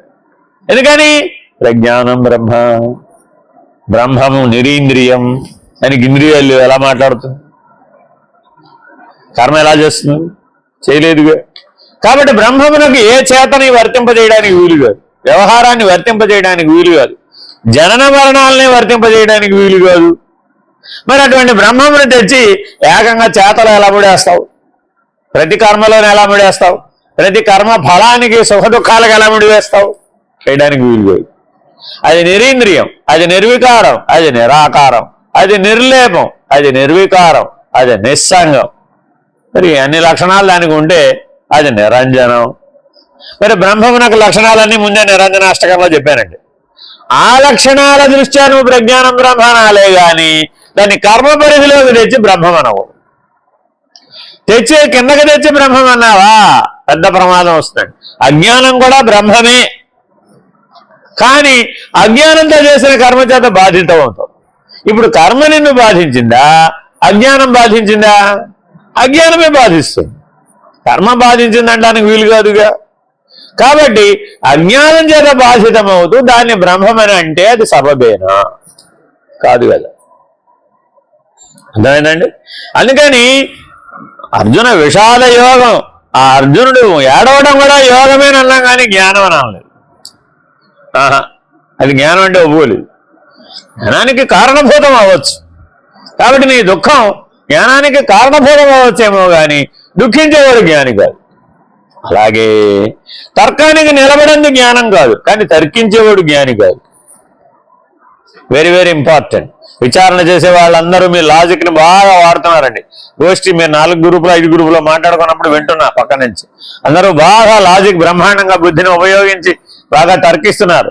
చాలా జాగ్రత్త వహించాలండి. ఈ తర్కం అనే అంటు వ్యాధి కనుక ఒకరి నుంచి ఒకరికి సోకింది అనుకోండి, ఈ జన్మకు పోదది, వచ్చే జన్మకు పోగొట్టుకోవడమే. ఈ ఉపాధికి పోదండి. ఒక్కసారి లాజిక్ అనే మ్యాజిక్ లో కనుక చిక్కుకున్నావా ఫినిష్డ్, ఇంకా అయిపోయినట్టే. ఎందుకని ఆ తర్కం నిన్ను విడిచిపెట్టదు. తర్కించేవాడు ఎప్పటికీ జ్ఞాని కాదు, వాడికి ప్రజ్ఞానం తెలియబడదు. ప్రజ్ఞానం బ్రహ్మణ లక్షణాన్ని గుర్తించలేడు వాడు. ఎందుకని తప్పక బుద్ధినే వాడతాడు, విజ్ఞానమయ కోశ పరిధిని అధిగమించలేడు, సాక్షిగా జీవించలేడు. పంచకోశ వ్యతిరిక్త అంటే వాడు ఒప్పుకోడు. అదేమిటండి బుద్ధి లేకపోతే అలాగండి. బుద్ధి లేదని కాదు, బుద్ధి కంటే ఉన్నతమైన ఆధారమైన ఆశ్రయమైన ప్రజ్ఞాస్థితిలో ఉండాలి, చైతన్య స్థితిలో ఉండాలి. అది బింబం, ఇది ప్రతిబింబం. నీడని పట్టుకుని అదే దేవుడు అంటావే. ఒక చోట 108 అడుగుల విగ్రహం పెట్టారటండి. నీడ కూడా ఎంత పడుతుంది? ఆ విగ్రహం ఎంత ఉంటే అంత నీడ పడుతుంది కదా, సూర్యుడి దిశను బట్టి. అంతేనా కాదా? పడ్డప్పుడు అంత పెద్ద దేవుడికి ఎక్కడ పూజ చేస్తామని నీడకు పూజ చేయడం మొదలు. నీడకు పూజ చేస్తే అప్పుడు ఏమంటారు? ఎవరైనా చూసేమన్నారు? ఎదురుకుండా విగ్రహం అంటే విగ్రహం దైవానికి పూజ చేయకుండా ఆ విగ్రహాన్ని నీడకు పూజ చేస్తాడు. అంత దూరం ఎవరు వెళ్తారండి? ఆ నీడ నాకు ఇక్కడ, అది ఆ విగ్రహం అక్కడ ఉంది, 108 అడుగుతే ఇక్కడ దూరం నుంచి కూడా దీని నీడ ఎక్కడ ఉందిగా, కాబట్టి నీడకు పూజ చేశాను అన్నాడు. కానీ మరి ఇది సరైనటువంటి సమంజసత్వం కాదు కదా. కాబట్టి నీ లాజిక్ అనే మ్యాజిక్ లో నువ్వే చిక్కుకుంటావు. ఒక ఊర్ణనాభి ఎలా అయితే తాను అల్లుకున్నటువంటి గూడులో తానే చిక్కుకుపోయి అక్కడే తన జీవితాన్ని ఎలా ముగిస్తుందో, తర్కించేటటువంటి వాడు కూడా అలాగే ముగిసిపోతాడు. నైయాయికులకు ముక్తి లేదు. సూటైన వాక్యం అండి, గుర్తుపెట్టుకోవాలి. ఏది న్యాయాన్యాయములను విచారణ చేసేటటువంటి నైయాయికులు ఉంటారండి, వాళ్ళకి తర్కం బాగా వస్తుంది. వాడికి బాగా గౌతమ న్యాయశాస్త్రాన్ని కాచి వడవస్తారన్నమాట. వాడు మీరు ఏదైనా బాగా న్యాయం అంటాడు, లేదు. అందుకని వాళ్ళకి ముక్తి లేదండి. ఎందుకని ఆ తర్కాన్ని వదిలిపెట్టలేదు. చాలా చాలా జాగ్రత్తగా ఉండాలండి. అందుకని మీరు బాగా ఆలోచించి ఈ తత్వమసి మహావాక్యాన్ని అసిపదం దృష్ట్యా విచారించాలి. తత్వపదం ద్వారా విచారించినా అర్థభాగమే అవుతుంది, త్వం పదం దృష్ట్యా విచారించినా అర్థభాగమే అవుతుంది. అది ఎప్పుడు పూర్తవుతుందయ్యా అంటే అసిపదం దృష్ట్యా విచారిస్తేనే జీవో బ్రహ్మైవ నాపరః అనేటటువంటి ఐక్యతా సిద్ధి దృష్ట్యా విచారించినప్పుడు మాత్రమే అది కలుగుతుంది. గురుర్వాచ సత్యమాహ భవానత్ర విగానం నైవ విద్యతే హేతుః పదార్థబోధో హి వాక్యార్థావగతేరిహ. గురువు గారు చెప్తున్నారు, నీవు సరిగా పలికావు. పదములు గ్రహించిన క్షణమే వాక్యార్థము బోధపడుతుందన్న విషయములో ఎట్టి భేదాభిప్రాయము లేదు. దీనికి ఉపమానం వాడు చెప్తాడు. మీకేం చెప్పావు? ఇప్పుడు ఏనుగు గురించి చెప్పాలనుకుంటున్నాం మీకు అన్నాం. ఏనుగు అనగానే ఏమైంది? ఈ మనోఫలకం మీద ఏనుగు పిక్చర్ వచ్చేసిందా లేదా? గురువు గారు అనగానే మీరెవరిని గురువుగా పెట్టుకున్నారో ఆ గురువు గారి చిత్రం వచ్చేసి మహావిష్ణువు అన్నారండి. మహావిష్ణువు అంటే ఇప్పుడు ఏం చేయాలి? ఏమో నువ్వెవరిని పెట్టుకుంటే ఎలా పెట్టుకుంటే అలాగా. బాలకృష్ణుడిని ఒక ఆవిడ పెట్టుకుంది, లడ్డు గోపాలని పెట్టుకుందండి. ఆవిడకి మహావిష్ణువు ఎవరు? ఇప్పుడు లడ్డు గోపాలే, అంతేనా కదా? ఒక ఆయన రంగనాథుని పెట్టుకున్నాడు, ఏకంగా శ్రీరంగంలో ఉన్న రంగనాథుని పెట్టుకున్నాడు. మరి అప్పుడు మహావిష్ణువు ఎవరండి అంటే ఆ శేషశయనుడే అయినటువంటి రంగనాథుడే. ఇప్పుడు వీళ్ళిద్దరిలో మహావిష్ణువు ఎవరండి అంటే ఒక పదార్థవాచ్య శబ్దం నీకు దోచగానే ఆ వాచ్యార్థమైనటువంటిది దర్శన రూపంలో నీకు ప్రాప్తిస్తుంది కదా, అలాగే ఇది కూడా ప్రాప్తిస్తుందని నువ్వు అనుకోవడం సమంజసమే. కానీ అలా కుదరదు. ఎందుకని? ఆకారంతో కూడుకొని ఉన్నది మాత్రమే నీ మనోమయ కోశం కానీ విజ్ఞానమయ కోశం కానీ తెలుసుకోగలదు. నిరాకారాన్ని మనోమయ కోశం విజ్ఞానమయ కోశం తెలుసుకోలేదు, అవి అశక్తం. అర్థమైందండి? అందుకని బుద్ధి ఎప్పుడైతే నిర్వికారం, నిరంజనం, నిరాకారం, నిర్లేమం, నకార శబ్దంతో ఉన్న లక్షణాలు ఏకరో పెట్టామనుకోండి, నాకు తెలవదని సైలెంట్గా ఉంటుంది, ఏం మాట్లాడదండి. ఎందుకని దాని దగ్గర ఏం సమాచారం లేదు, నో ఇన్ఫర్మేషన్, బ్లాంక్ స్క్రీన్ అంతే. కంప్యూటర్ ఏం చేస్తుంది, మీరు ఏమైనా కొట్టారండి, దాంట్లో ఏమి డేటా లేదు, అప్పుడు ఏం చేస్తుంది, నో డేటా అని ఒక బ్లాంక్ స్క్రీన్ చూపిస్తుంది. ఈ బుద్ధి కూడా అంతే, ఈ విజ్ఞానమయ కోశం కూడా అంతే. దాంట్లో ఏమైనా చిత్రాలు ఉంటే ఆ చిత్రాలను ప్రొజెక్ట్ చేస్తుంది, అంతవరకే దాని పని. కానీ మరి మనం దాని మీద ఆధారపడిపోతుమే, అందులో ఏమీ లేకపోతే అది అసత్యం అని నమ్మేస్తుంది. అది భ్రాంతి కదా. భ్రాంతి దర్శనాన్ని సత్య దర్శనంగా భావించడం నీ అజ్ఞానం అవుతుంది కదా. నీ పనిముట్టు చూపెట్టలేకపోవచ్చు, నీ పనిముట్టు చూపెట్టలేకపోయినంత మాత్రం అసలే లేదంటే ఎలాగా. నా కంప్యూటర్లో సూర్యుడు కనపడలేదండి కాబట్టి సూర్యుడు లేడు అన్నాడు ఒక ఆయన. కంప్యూటర్లో సూర్యుడు ఎందుకు కనపడతాడు? ఒకవేళ కనపడ్డా సూర్యుడు బొమ్మ కనపడుతుంది, లేదా సూర్యుడు వీడియో కనపడుతుంది, ప్రతిబింబ ప్రకాశం కనపడుతుందేమో తప్ప యథార్థ సూర్యప్రకాశాన్ని కంప్యూటర్లో చూడాలంటే ఎలా చూస్తావు? నా కంప్యూటర్లో కనపడలేదు కాబట్టి సూర్యుడు లేడు అని అనడం సత్యమేనా? వీలు కాదు కదా. అలాగే తల్లి గర్భంలో ఉన్నటువంటి శిశువు నాకు కనపడలేదు కాబట్టి శిశువు లేడు అన్నాడు. తల్లి గర్భంలో ఉన్న శిశువు ఉన్నాడా లేడా? నాకు కనపడలేదు కదా, నాకు కనబడితేనే సత్యం అని బుద్ధి విజ్ఞానమయ కోశం కనుక చెప్తే దాన్ని నువ్వు నెగేట్ చేస్తావా, కాదంటావా, లేదంటే దాని వెనకాలే పోతావా? గాలి నాకు కనపడలేదు కాబట్టి గాలి లేదన్నాడు. వివేకానందుడిని కూడా వాళ్ళ సైన్స్ మాస్టర్ ఇదే చెప్పాడు, కనబడితేనే సత్యం అని. ఆయన హేతువాది కాబట్టి అలా చెప్తున్నట్ట. వెంటనే ఆయన చెయ్యొద్దాడట, స్వామి మాస్టారు మీరు ఎప్పుడైనా మీ బ్రెయిన్ చూసారా అని అడిగాడు. చూడలేదన్నట్ట. చూడలేదు కాబట్టి అయితే బ్రెయిన్ లేదు పోతాడు. మీ జ్ఞానాన్ని మీరు ఎప్పుడైనా దర్శించారా? దర్శించలేదు కదా కాబట్టి జ్ఞానం లేదు అన్నారు అనుకోండి, తప్పు కదా. కాబట్టి భ్రాంతి చేత నిర్వచనాలు ఏవైతే తీసుకున్నామో పరిమితమైన దృష్టితో తీసుకున్న నిర్వచనాలు వ్యాపక దృష్టికి వర్తించవు. ఈ దర్శనాలు ఆ దర్శనాలను సరిపోల్చడానికి వీలు కాదు.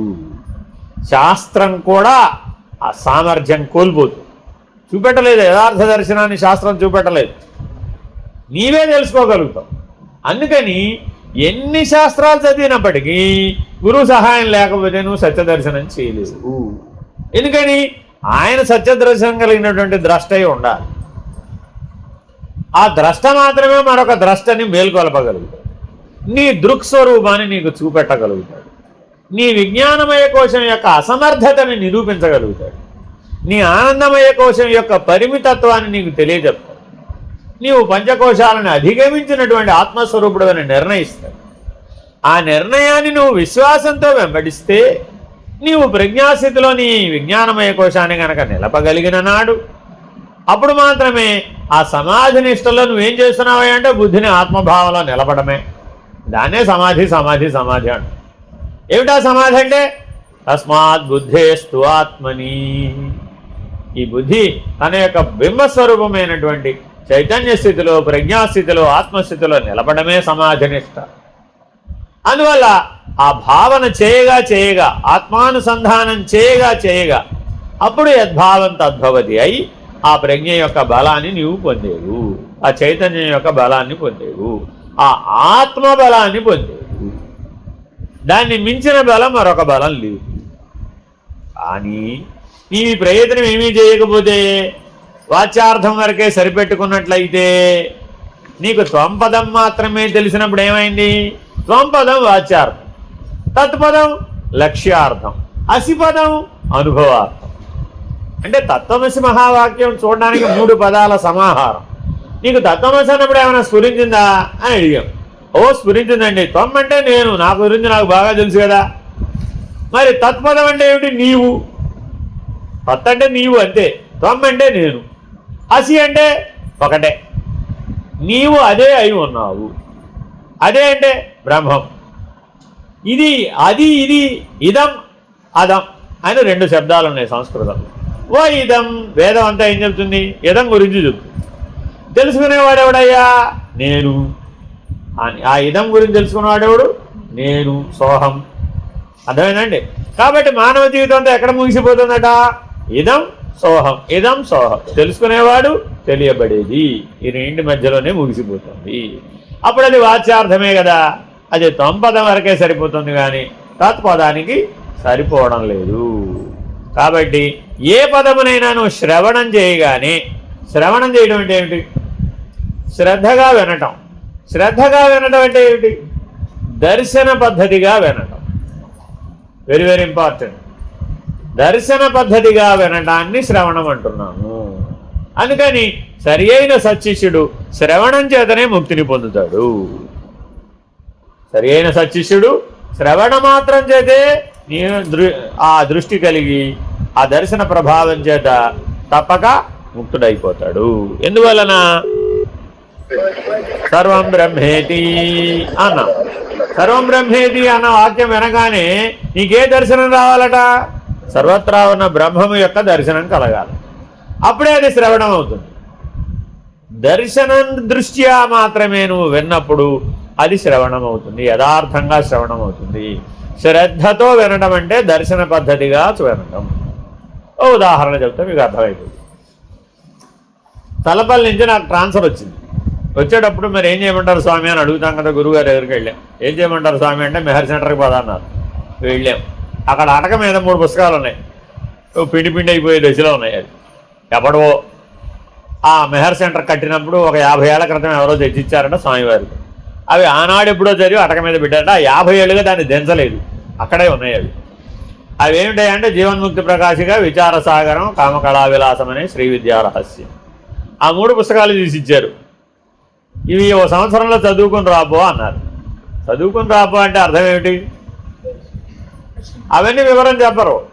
పెద్దల దగ్గర ఉన్న విషయం ఏమిటంటే వాళ్ళు చెప్పిన దాంట్లో ఉన్న లక్ష్యార్థాన్ని నీవే గ్రహించాలి అంతే తప్ప ఇది వాచ్యార్థం, ఇది లక్ష్యార్థం, ఇది అనుభవార్థం, కావాలంటే పాయింట్లు రాసుకో అలా ఎవరు చెప్పరు. చెప్పాడంటే వాడు అధమ శిష్యుడు అని అర్థం. అర్థమేనండి? సరే ఇచ్చారు పోమన్నారు అంతే.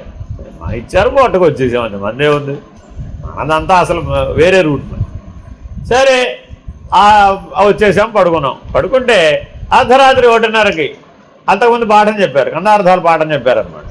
సాయంత్రం 8 తెల్లారేదాకా చెప్పారు. అప్పుడు అందులో ఏమొస్తుందంటే ఓ శిష్యుడా అని వస్తుంది ప్రతి కందార్థానికి అర్థం, తాత్పర్యంలో. ఆ ఓ శిష్యుడా 12 గంటలు విన్నాను కదా, వినేటప్పటికి ఈ ఓ శిష్యుడా నాటుకుంది, మిగిలిందంతా పోయి. కందార్థాలన్నీ పోయినాయి కానీ ఏం నాటుకుందంటే ఓ శిష్యుడా పట్టుకుంది.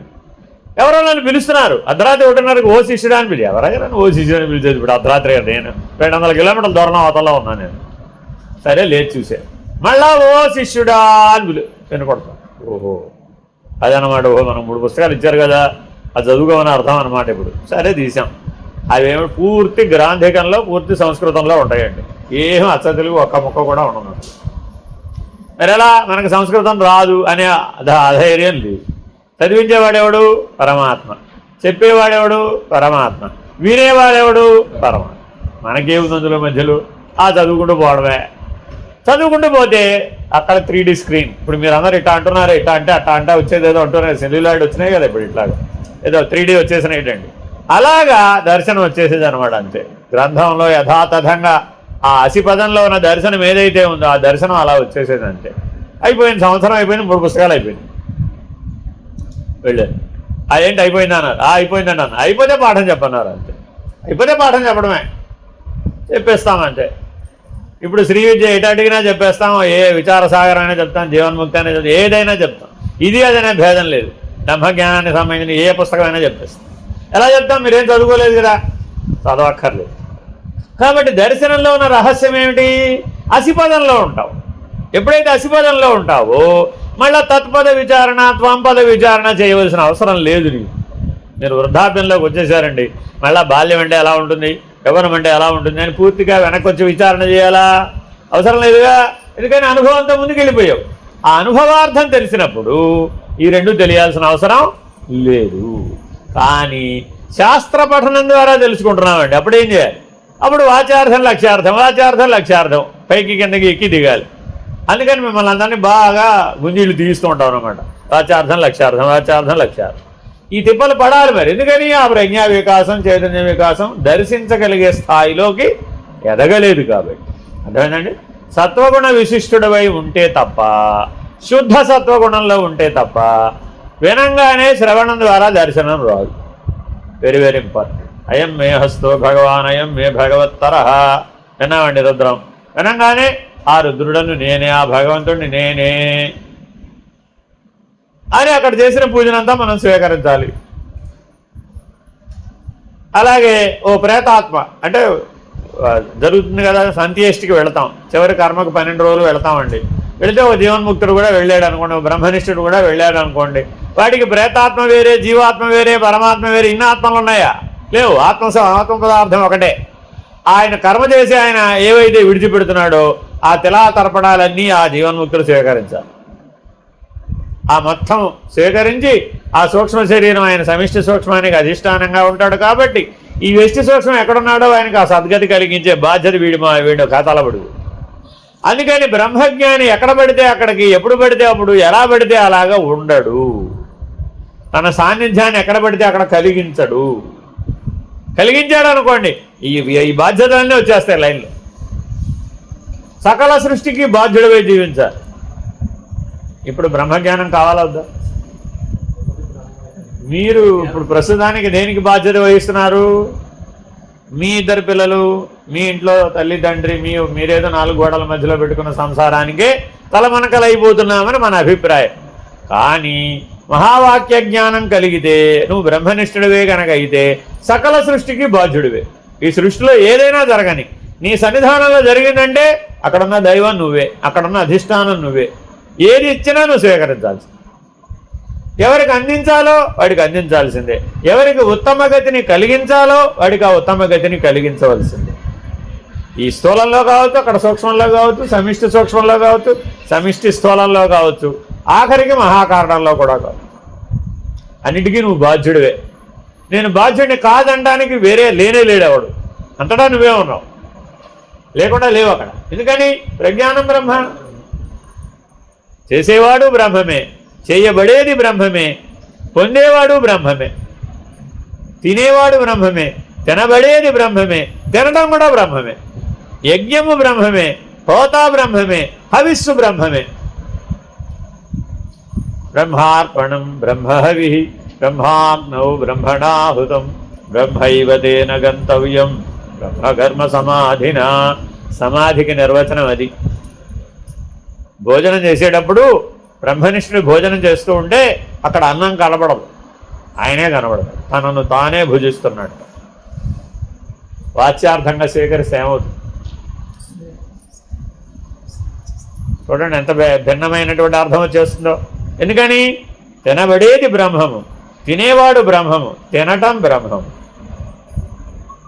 అలా ఉండగలగడం రావాలి. బోధించడం బ్రహ్మము, వినడం బ్రహ్మము, బోధన బ్రహ్మం. త్రిపుటి అంతా కూడా ఏకమైపోతుంది. మూడుగా చెప్పడానికి లేవు. అర్థమైందండి? కర్త, కర్మ, ఫలితం 3 ఉన్నాయా లేవా? లేవు. కర్త బ్రహ్మమే, కర్మ బ్రహ్మమే, ఫలం కూడా బ్రహ్మమే.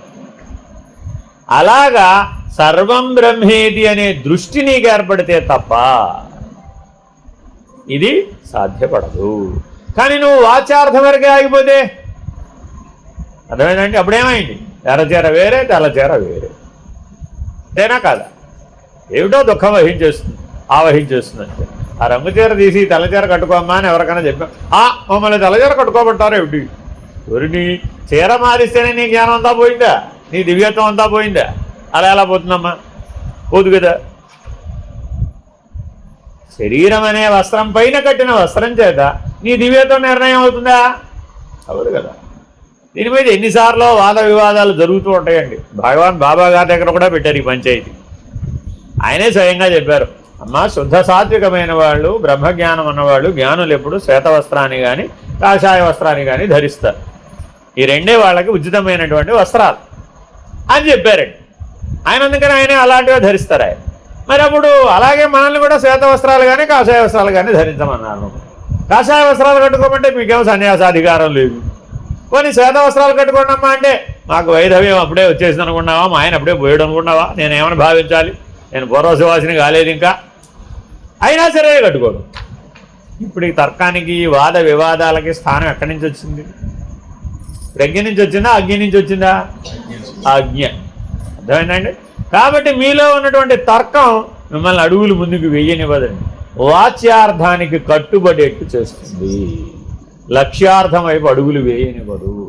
అసలు లక్ష్యార్థమే గ్రహించలేనటువంటి వాడు అనుభవార్థాన్ని ఎలా గ్రహించగలుగుతాడు? గ్రహించలేదు. అర్థమైందండి? సరే. అంతఃకరణ తద్వృత్తి సాక్షి చైతన్య విగ్రహ ఆనందరూప సత్య సన్ కిం ఆత్మానం ప్రపద్యసే. అంతఃకరణకు దాని వృత్తులకు సాక్షి వగుచు జ్ఞానమూర్తి వియును ఆనందరూపుడవు సత్య స్వభావుడు వగుచు ఆత్మనే తెలుసుకొనదాలకున్నావేమి? చూడండి, తిరిగి ప్రశ్న వేశాడు గురువు గారు. ఎవరినండి? శిష్యుడు గారు. ఏమయ్యా నీకు అంతఃకరణం ఉందా లేదా? ఉందా లేదా? అంతఃకరణం అంటే ఏమిటి? మనసు, బుద్ధి, చిత్తం, అహంకారం ఉన్నాయా లేవా? ఉన్నాయా? ఉంటే దానికి వృత్తి ఉందా లేదా? ఉంది. వృత్తి బాగా గుర్తుపెట్టుకోవాలండి, సమానాధికరణం, వ్యతిరేక అధికరణం రెండింటి ద్వారా పనిచేస్తుంది. అంటే రెండు గుర్తిస్తుంది. వృత్తికి సమానంగా ఉన్నటువంటిది ఏది, వ్యతిరేకంగా ఉన్నది ఏది అనే దాని ద్వారా అది వ్యవహరిస్తుంది. అందువలన ప్రవృత్తి ఏర్పడుతుంది. వ్యవహరిస్తే వృత్తి ఏమైందండి? ప్రవృత్తి అయింది. అదే వృత్తి వెనక్కి తీసుకోబడింది, అప్పుడేమైంది? నివృత్తి అవుతుంది. అంటే రెండు మార్గాలలో వృత్తికి అవకాశం ఉంది. ఒక తలుపు తెరిచామండి, ఒక తలుపు తెరిస్తే వృత్తి సంస్కారంగా మారి, సంస్కారం ఆలోచనగా మారి, ఆలోచన క్రియగా మారి, క్రియ ఫలితంగా మారి నీకు బంధహేతు అవుతుంది. దీన్నేమన్నారు? ప్రవృత్తి. అర్థమైందండి? అదే వృత్తి స్థానంలో నుంచి మరొక వైపు తలుపు తెరిచాం జ్ఞానంతో, అప్పుడు అది నివృత్తి అవుతుంది, పుట్టిన చోటే పోతుంది. అలా పుట్టిన చోటే పోయి అప్పుడేమైంది? నీకే రకమైనటువంటి పరిణామాన్ని అది తీసుకురాదు. ఒక విత్తనాన్ని విత్తనంగా ఉన్నప్పుడే జ్ఞానాగ్నిలో వేయించామండి, దానికి ఎన్ని నీళ్లు పోసినా మొలకొస్తుందా? రాదు. ఎందుకని? ఆ మొలకెత్తేటటువంటి శక్తిని తీసేసాం దాంట్లో. అగ్ని సంస్కారం చేత ఏమైంది? ఆ మొలకెత్తే శక్తి, అంకురించే శక్తి లేకుండా పోయింది. అలాగే నీ వృత్తులు సంస్కారాలుగా, ఆలోచనలుగా, కర్మలుగా, ఫలాలుగా పరిణమించకుండా వాటిని వృత్తి దశలోనే బ్రహ్మజ్ఞానం అనే జ్ఞానాగ్నిలో గనక పడవేస్తే అది నివృత్తి అయిపోయి, నివృత్తి అయిపోయి? అంకురించే శక్తి నివృత్తి అయిపోయి. కాబట్టి దాన్ని తప్పక బ్రహ్మజ్ఞానం అనే పరీక్షకు గురి చేయాలి. కానీ నువ్వేమని చేస్తున్నావు? అదే వృత్తికి సాక్షిగా చైతన్యం ఉందా లేదా నీ లోపల? ఉందిగా. వృత్తే నీవని అంటావా? అనడానికి లేదుగా. తద్వృత్తి సాక్షి అయినటువంటి చైతన్యం కదా నువ్వు, అది నీకు అనుభవంలో ఉంది కదా. ఎందుకని? వృత్తే నీవంటే అనుక్షణం ఒకటి మారిపోతూ ఉంటుంది, ఓ ఆలోచన మారిపోతూ ఉంటుంది, ఓ సంస్కారం మారిపోతుంది, ఓ వాసన మారిపోతుంది, ఓ వృత్తి మారిపోతూ ఉంటుంది. మారిపోయినప్పుడల్లా నువ్వు మారిపోతున్నావు అని ఒప్పుకోవాలి అప్పుడు. కానీ నువ్వు నీ జీవితకాలం అంతా చైతన్య స్వరూపుడుగా ఉన్నావు కదా. జీవుడంటే జీవ చైతన్యం అని అంటున్నాం కదా. ఆ జీవ చైతన్యం ఈ వృత్తికి సాక్షి కదా. కాబట్టి సాంఖ్య విచారణ లేని వాడికి జీవుడు సాక్షి అంటే ఒప్పుకోడు. అదే సాంఖ్య విచారణ ఉన్నటువంటి వాడు ఈ జీవహంస సాక్షి. ఆ ఈశ్వర హంసేమో సమిష్టికి సాక్షి, ఈ జీవహంసేమో వ్యష్టికి సాక్షి, వృత్తికి సాక్షి. అది జీవ చైతన్యం. ఆ చైతన్యమే జీవుడు. కాకపోతే వ్యావహారికుడుగా, చిదాభాసుడుగా ఆభాసను పొంది, భ్రాంతిని పొంది ఉన్నాడు. వాడు ఆభాసని, అజ్ఞానాన్ని దూరం చేస్తే ఈ జీవుడు బ్రహ్మమే. కాబట్టి వృత్తిని అనుసరించి నీవు చైతన్యమై ఉండి వృత్తిని అనుసరించి వెళ్ళాలంటావా? వృత్తిని నివృత్తి చేస్తే కరెక్ట్ అంటావా అని ప్రశ్నించారు. అర్థమేనండి? ఆ చైతన్య విగ్రహ, ఆనందరూప, సత్య. నీకు మూడు లక్షణాలు ఉన్నాయా జీవుడుగా? చైతన్య రూపుడివి, ఆనందరూపుడివి, సత్యస్వరూపుడివి. జీవుడు ఎంతకాలం ఉన్నాడయ్యా? జీవుడికి చావు లేదండి, గుర్తుపెట్టుకోండి. జనన మరణాలు శరీర ధర్మములు. అర్థమేనండి? ఆకలి దప్పికలు ప్రాణధర్మములు. ఆకలి దప్పికలు ఏమిటి? ప్రాణధర్మములు. జనన మరణాలు అన్నమయ కోశం, స్థూల శరీర ధర్మములు. అర్థమేనండి? శోకమోహములు మనోధర్మములు. అంతేగాని అవి వీటికి ఇవి వాటికి ఇవి వాటికి పట్టుకెళ్ళడం కుదరదు. కాకపోతే మనస్సు సరాసరి శోకమోహాల్ని పొందలేదు, వీటి ద్వారా పొందుతుంది. బహిర్ముఖం నుంచి లోపలికి స్వీకరిస్తోంది. ఆ స్వీకరించి వాటి రసానుభవాన్ని శోకంగా మోహంగా అనుభవించేస్తుంది. అందుకనే పునరావృత్తి కలుగుతుంది. ఆ శోకమోహాలు ఉన్నంత వరకు పునరావృత్తి తప్పదు. పునరావృత్తి ఉన్నంత వరకు నీకు బంధం తప్పదు. చూడండి, అన్ని వృత్తి మీదే మాట్లాడుతున్నాడు. వృత్తి, ప్రవృత్తి, నివృత్తి, పునరావృత్తి. అంటే ఎప్పుడు పునరావృత్తి అయింది? ఈ వృత్తిని వెంబడించి సాక్షిగా ఉండకుండా దానపడబడే పోయావు. అప్పుడేమైంది? ఫలం దాకా పోయింది. ఫలం దాకా పోతే ఆ ఫలం వచ్చి మళ్ళీ ఎక్కడ చేరింది? శోకమోహాల రూపంలో వృత్తిలోకి చేరింది. చేరితే ఏం చేసింది? మళ్ళా చేయమని.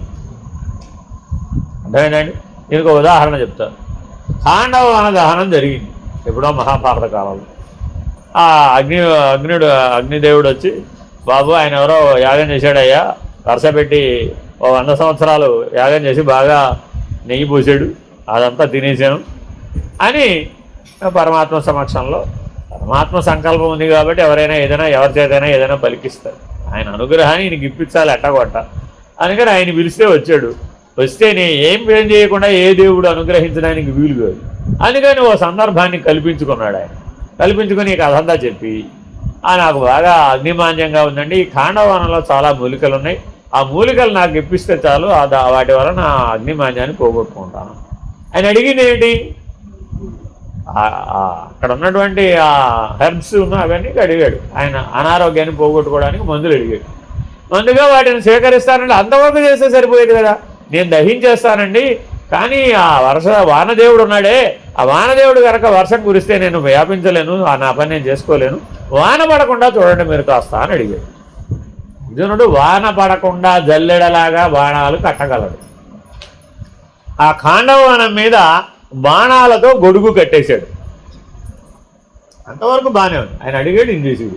అంతేనా కాదా? ఈ ఖాండవవనంలో మరి జీవజాలం ఉంటుందా ఉండదా? ఆ జీవజాలం సంగతి ఏమిటి? వాటికి అర్జునుడికి ఏమైనా వైరం ఉందా? లేదు. కానీ ఏ ఒక్కటి బయటకు వచ్చినా వాటిని వేసేసాడు. ఆ ఉద్వేగంలో కళ్ళెదురుకుండా కనబడుతుంది కదా, కానీ బ్రహ్మాండంగా వర్షం కురిసింది. ఒక్క బొట్టు ఖాండవవనంలో పడకుండా జల్లెడ కట్టేశాడు. ఇంకేముంది? ఆ విజయోత్సాహంలో ఏం చేశాడు? జీవులన్నింటినీ బయటకు వచ్చిన వాటిని కూడా వేసి మళ్ళా ఖాండవవనంలో తగిలపడిపోయేటట్టుగా కొట్టేశాడు. ఇప్పుడు మరి అందులో నుంచి ఒక ఆయన తప్పుకున్నాడు. ఓ చిన్న పాము పిల్ల తప్పుకుంది. అర్థమైంది కాదు? నాగాస్త్రంగా అది కర్ణుడి దగ్గరికి చేరింది. అర్థమైందండి? కానీ అదే నాగాస్త్రం అని కృష్ణుడికి తెలుసు, కానీ కర్ణుడికి తెలియదు, అర్జునుడికి తెలియదు. ఆయన మామూలు నాగాస్త్రం అని అనుకున్నాడు. ఈ తప్పించుకున్నవాడే ఆ అమ్ముల పొదిలో నాగాస్త్రంగా వచ్చి చేరాడని ఆయనకి తెలియదు. ఆయన వేసేసాడు. విషయం తెలిసింది ఎవరికి? కృష్ణుడు ఒక్కడికే. అందుకని కర్ణపర్వంలో ఆయన ఏం చేశాడంటే రథాన్ని ఒక తొక్కుతాడు. 4 అంగుళాలు అర్జునుడు రథం భూమిలో కుంగిపోయింది. కంఠానికి తగలవలసిన నాగాస్త్రం కిరీటానికి తగ్గు, కిరీటం పడిపోయింది. ఈ కిరీటి గారికి, ఆయన పేరు కిరీటి కదా, ఈ కిరీటి గారికి శపథం ఉంది. ఎవడైతే నా కిరీటం పడగొడతాడో వాడిని నేను అంతం చేస్తాను. కొట్టవయ్యా బాబు, ఇప్పుడు ఆయన పడేసిడిగా కొట్టు. దాని వెనకాల ఇంకో గొడవ. ఎవడైతే నా కిరీటం పడిపోతే ఒకవేళ నేల మీద నా శిరస్సు పోయినట్టుగా భావించి నేను ప్రాయోపవేశం చేస్తానని ప్రతిజ్ఞ కూడా ఉంది. లేనిపోని ప్రతిజ్ఞలు నేను ఎవడు చేయమన్నాడు ఆయన అంటాడు. ఆ ప్రతిజ్ఞ చేసినప్పుడు అహం కదా మరి. అంటే అప్పుడేముంది? నన్ను ఎవడు కొట్టలేడని, నా అంతటి విలుగువాడు లేడని ఆ అహంతో ఆ ప్రతిజ్ఞలని చేసి కూర్చున్నాను. గాంధీవం పడేయమంటే గాంధీవం విడవమంటే వాడిని వేసేస్తానని, కిరీటం పడగొడితే వాడిని వేసేస్తానని, కిరీటం పడిపోతే నేను ప్రాయోపవేశం చేస్తానని, ఇలాగా ఎన్నెన్నో ఆయన జీవితం అంతా. ఎప్పుడైనా మీరు పంతానికి ప్రతిజ్ఞకి పోయారంటే దాని వెనక ఏమున్నట్టు? అహం. అర్థమైందండి? కాబట్టి ప్రజ్ఞ కాస్త అప్పుడు ఏమైపోయింది? అజ్ఞగా మారిపోయింది. మరి ఇప్పుడు ఈ పరమాత్మ పని ఏమిటి? ఇవన్నింటినీ మార్చుకుంటూ రావాలి. మరి పరమాత్మ ఎన్ని సహాయాలు చేసి ఉంటాడంటారు ఈ లెక్కన మన జీవితంలో. మనం కూడా ఎన్ని సందర్భాల్లో పంతానికి పోయి ఉంటామంటారు. ఆ పంతానికి పోయినప్పుడల్లా ముట్టికాయలు పడ్డ సందర్భాలు ఎన్ని ఉంటాయి. కానీ తలకాయ పోకుండా కాపాడా లేదా? ఎందుకని? ఆ తల అప్పుడే పోయింటే గొడవ వదిలిపోయింది, ఇంకో జన్మ వచ్చేసి. అర్థమైందండి? కాబట్టి చాలా జాగ్రత్తగా వ్యవహరించాలంట. కర్మ వ్యవహారంలో ఇదంతా చెప్తున్నాడు. పునరావృత్తికి కారణమవుతుంది. ఫలం వచ్చేసిందంటే అది సుఖమో దుఃఖమో అనుభవించబడిందంటే తప్పక పునరావృత్తం అవుతుంది. అందుకని నువ్వు ఏ మానవ సంబంధాలతో అయినా వ్యవహరించు, కానీ అక్కడ ఎక్కడ దాకా వెళ్ళకూడదు, వృత్తిని నివృత్తి మార్గంలోకి తిప్పి ఉపయోగించాలే కానీ వృత్తిని ప్రవృత్తి మార్గంలో ఉపయోగించి పునరావృత్తి అనే స్థితి వరకు దాన్ని కొనసాగించడం అజ్ఞానం కదా. అర్థమైందండి? తాతలు తండ్రులు వాళ్ళ కాలధర్మం చెందుతారండి, వాళ్ళనే వెంబడించి నువ్వు కూడా వెళ్ళొచ్చుగా. పోయిన వాళ్ళతో పాటు నువ్వు కూడా పొమ్మంటే ఎక్కడికి పక్కడపోతావు. అది పోవడం వీలు కాదుగా. సృష్టి ధర్మంలో నీకు శక్తి ఉన్నా వీలు కాదండి, అది వెళ్ళటానికి వీలు కాదు. నచికేతుడు ఒక్కడే అలా వెళ్ళొచ్చాడు. యమసదనానికి వెళ్ళి తిరిగి వచ్చిన వాడు నచికేతుడు ఒక్కడే. అది కూడా ఆయనకు ఉన్నటువంటి తపోబలం చేత వెళ్ళొచ్చాడు. మనకంత తపోబలం కఠోపనిషత్తులో నచికేతాగ్ని శయనం చేసినటువంటి వాడు అనమాట. కాబట్టి ఆ నచికేతుడికి మాత్రమే ఆ శక్తి ఉంది, కానీ యమసదనానికి వెళ్ళి తిరిగి రావాలంటే బ్రహ్మనిష్ఠుడికి తప్ప వేరే వాళ్ళకి వీలు కాదు. అలా మళ్ళా బలరామకృష్ణులు వెళ్ళొచ్చారు యమసదనానికి, గురువు గారి పుత్రుడిని పట్టరావడానికి. అర్థమేనండి? శంఖచూడు అనే రాక్షసుడు పిల్లవాడిని మింగేస్తే ఆ పాంచజన్య ధ్వనితో వాడిని భేదిస్తారన్నమాట. భేదించి ఆ పిల్లవాడిని పట్టుకొస్తారు. ఎప్పుడు 12 సంవత్సరాల తర్వాత పునర్జీవితుని చేస్తారు. చనిపోయిన 12 సంవత్సరాల తర్వాత గురుపుత్రుడిని పునర్జీవితుని చేస్తారు. అవతార పురుషుడు కాబట్టి. అవన్నీ ఆయన ఎలా చేయగలిగాడు? మరి బ్రహ్మజ్ఞానం. కాబట్టి అవతారం అవతారం అవతారం అంటే ఏమిటండి? ఆ బ్రహ్మజ్ఞానమే అవతరించింది సాకారంగా. అందుకని ఏమన్నాం? ఆయన పూర్ణ బ్రహ్మము, పూర్ణావతారము. ఇవన్నీ ఎందుకు చెప్తున్నాం? ఆయన ఏ పని చేసినా బ్రహ్మజ్ఞానంతో చేసేది. అంతకుముందు సైంధవుడిని వేసేయాలండి, సూర్యుడు ఉండగా వేయటం కుదరదు. సూర్యాస్తమయం అయితే కానీ వాడు తలెత్తి బయటికి చూడడు. ఏం చేశాడు? కృష్ణ నువ్వు తప్ప వేరే శరణ్యం లేదు, ఏం చేయాలో తెలియదు అంటే అప్పుడు ఆయన ఏం చేశాడు? వేశాడు చక్రం. ఊరికే కథ కాబట్టి, సినిమా కాబట్టి చక్రం అని అలానే ఇలా అని చెప్తున్నాం. ఊరికే ఒక మాయా ప్రభావం, ఆయనకు మాయ లోబడి ఉంటుంది కదా, ఓ మాయా ప్రభావాన్ని అందరి మీద ఆచ్ఛాదితమయ్యేటి చేశాడు. ఆ మేఘాల ఆవరణ వెనకాల సూర్యుడు నిజంగా సూర్యాస్తమయం అయిపోయింది. దట్టంగా మేఘాలు కమ్మేసినాయండి. అప్పుడు సూర్యాస్తమయం అయ్యిందో లేదో మీరు చెప్పగలరా? చెప్పలేరు. దట్టంగా మేఘాలు కారు మబ్బులు వచ్చేట్టు చేసేటండి ఆయన. చేయగానే ఏమైపోయింది? ఆ కారు మబ్బుల్లో ఈ సూర్యుడు కనపడలేదు. అందరూ ఏమనుకున్నారు? సూర్యాస్తమయం అయిపోయిందని వాడు పైకి ఎత్తుంది. అది కూడా కనపడుతుంది, కొట్టవయ్యారు. కొట్టాలంటే సూర్యుడు లేడు అన్నాడు. వెనకాల ఉన్నాడయ్యా బాబు, నేను చెప్తున్నాను. అలా కనపడలేదు అంటాడు అర్జునుడు. ఈ అర్జునుడికి తర్కంలో ఏమి ఎంతసేపు చెప్పినా పరమాత్మతో ఈ విజ్ఞానమయ కోశంలో ఉన్న వాళ్ళందరి సంగతి నాకు ఇలాగే కనపడుతుంది. ఏవయ్యా బాబు అంటే వెనకాల సూర్యుడు నాకు కనపడలేదు. అయితే అది ఇలా అంటాడు. మళ్ళీ ఆ కారు మబ్బులన్నీ పక్క పోతే ఇప్పుడు కనపడ్డాడు, కొట్టవయ్యా అంటే కొడతాడు. కొట్టి ఏం చేస్తాడు? మామూలు బాణాలతో కొడతాడు. కొడితే ఏమైంది? ఆకాశంలో తల ఎగురుతూ ఉంటుంది. బంతి ఆట ఆడమంటాడు, కింద పడిందా నువ్వు పోతావు అంటాడు. ఆయన సంగతి ఈయనకి తెలియదు. మరి ఆ సైంధవుడి తల నేల మీద పడితే వాళ్ళ నాన్న వరం ఇచ్చాడు. ఎవరి చేతిలో అయితే మా వాడి తల నేల మీద పడుతుందో వాడి సరస్సు 1000 ఒక్కలకు కానీ తపోశక్తితో ఆయన వరం ఇచ్చాడు. కాబట్టి తండ్రి తల్లిదండ్రులు సామాన్యులు కాదండి. మీరు వాళ్ళు ఏమైనా సాధిస్తున్నారంటే ఆ సాధన వెనకాల వాళ్ళందరి యొక్క తపోబలం, తపోఫలం ఉన్నది.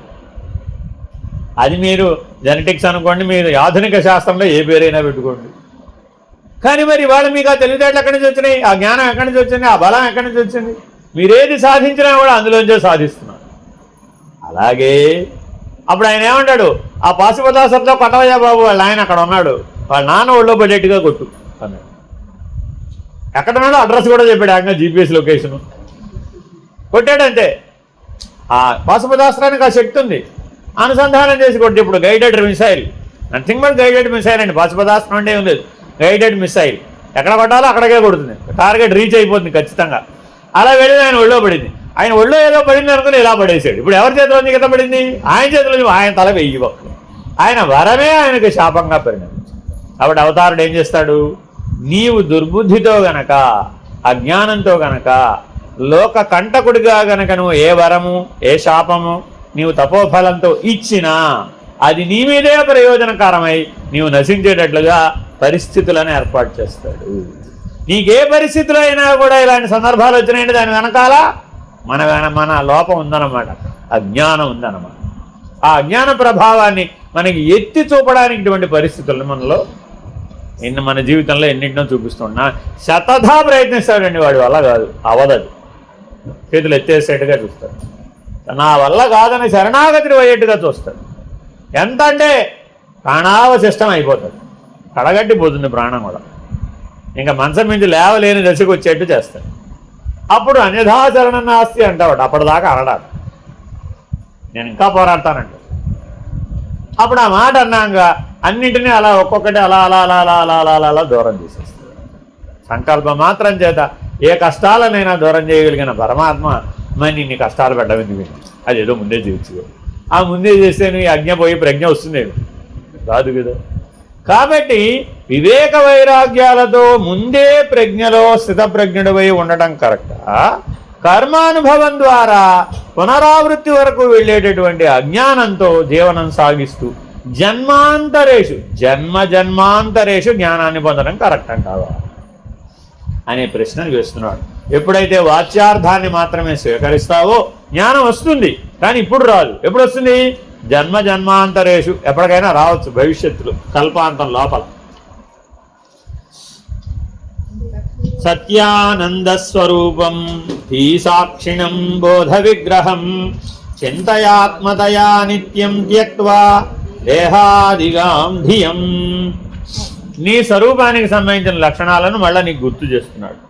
నీవు దేహాత్మ బుద్ధిని త్యజించి సచ్చిదానందమును బుద్ధికి సాక్షి జ్ఞాన విగ్రహమును అగు దానిని నిత్యము నీ ఆత్మగా భావించుము, ధ్యానింపుము.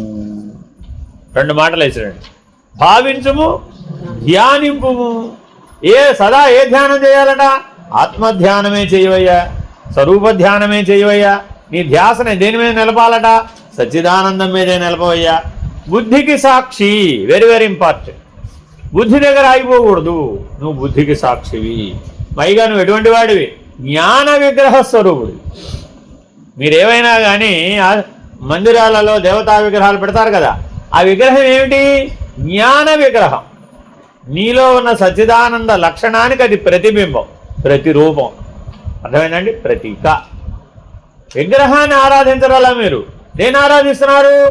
ఆ విగ్రహంలో ఉన్న సచ్చిదానంద లక్షణాన్ని ఆరాధిస్తున్నారు. ఎందుకని? నీలో ఉన్నది కూడా ఆ సచ్చిదానంద లక్షణమే.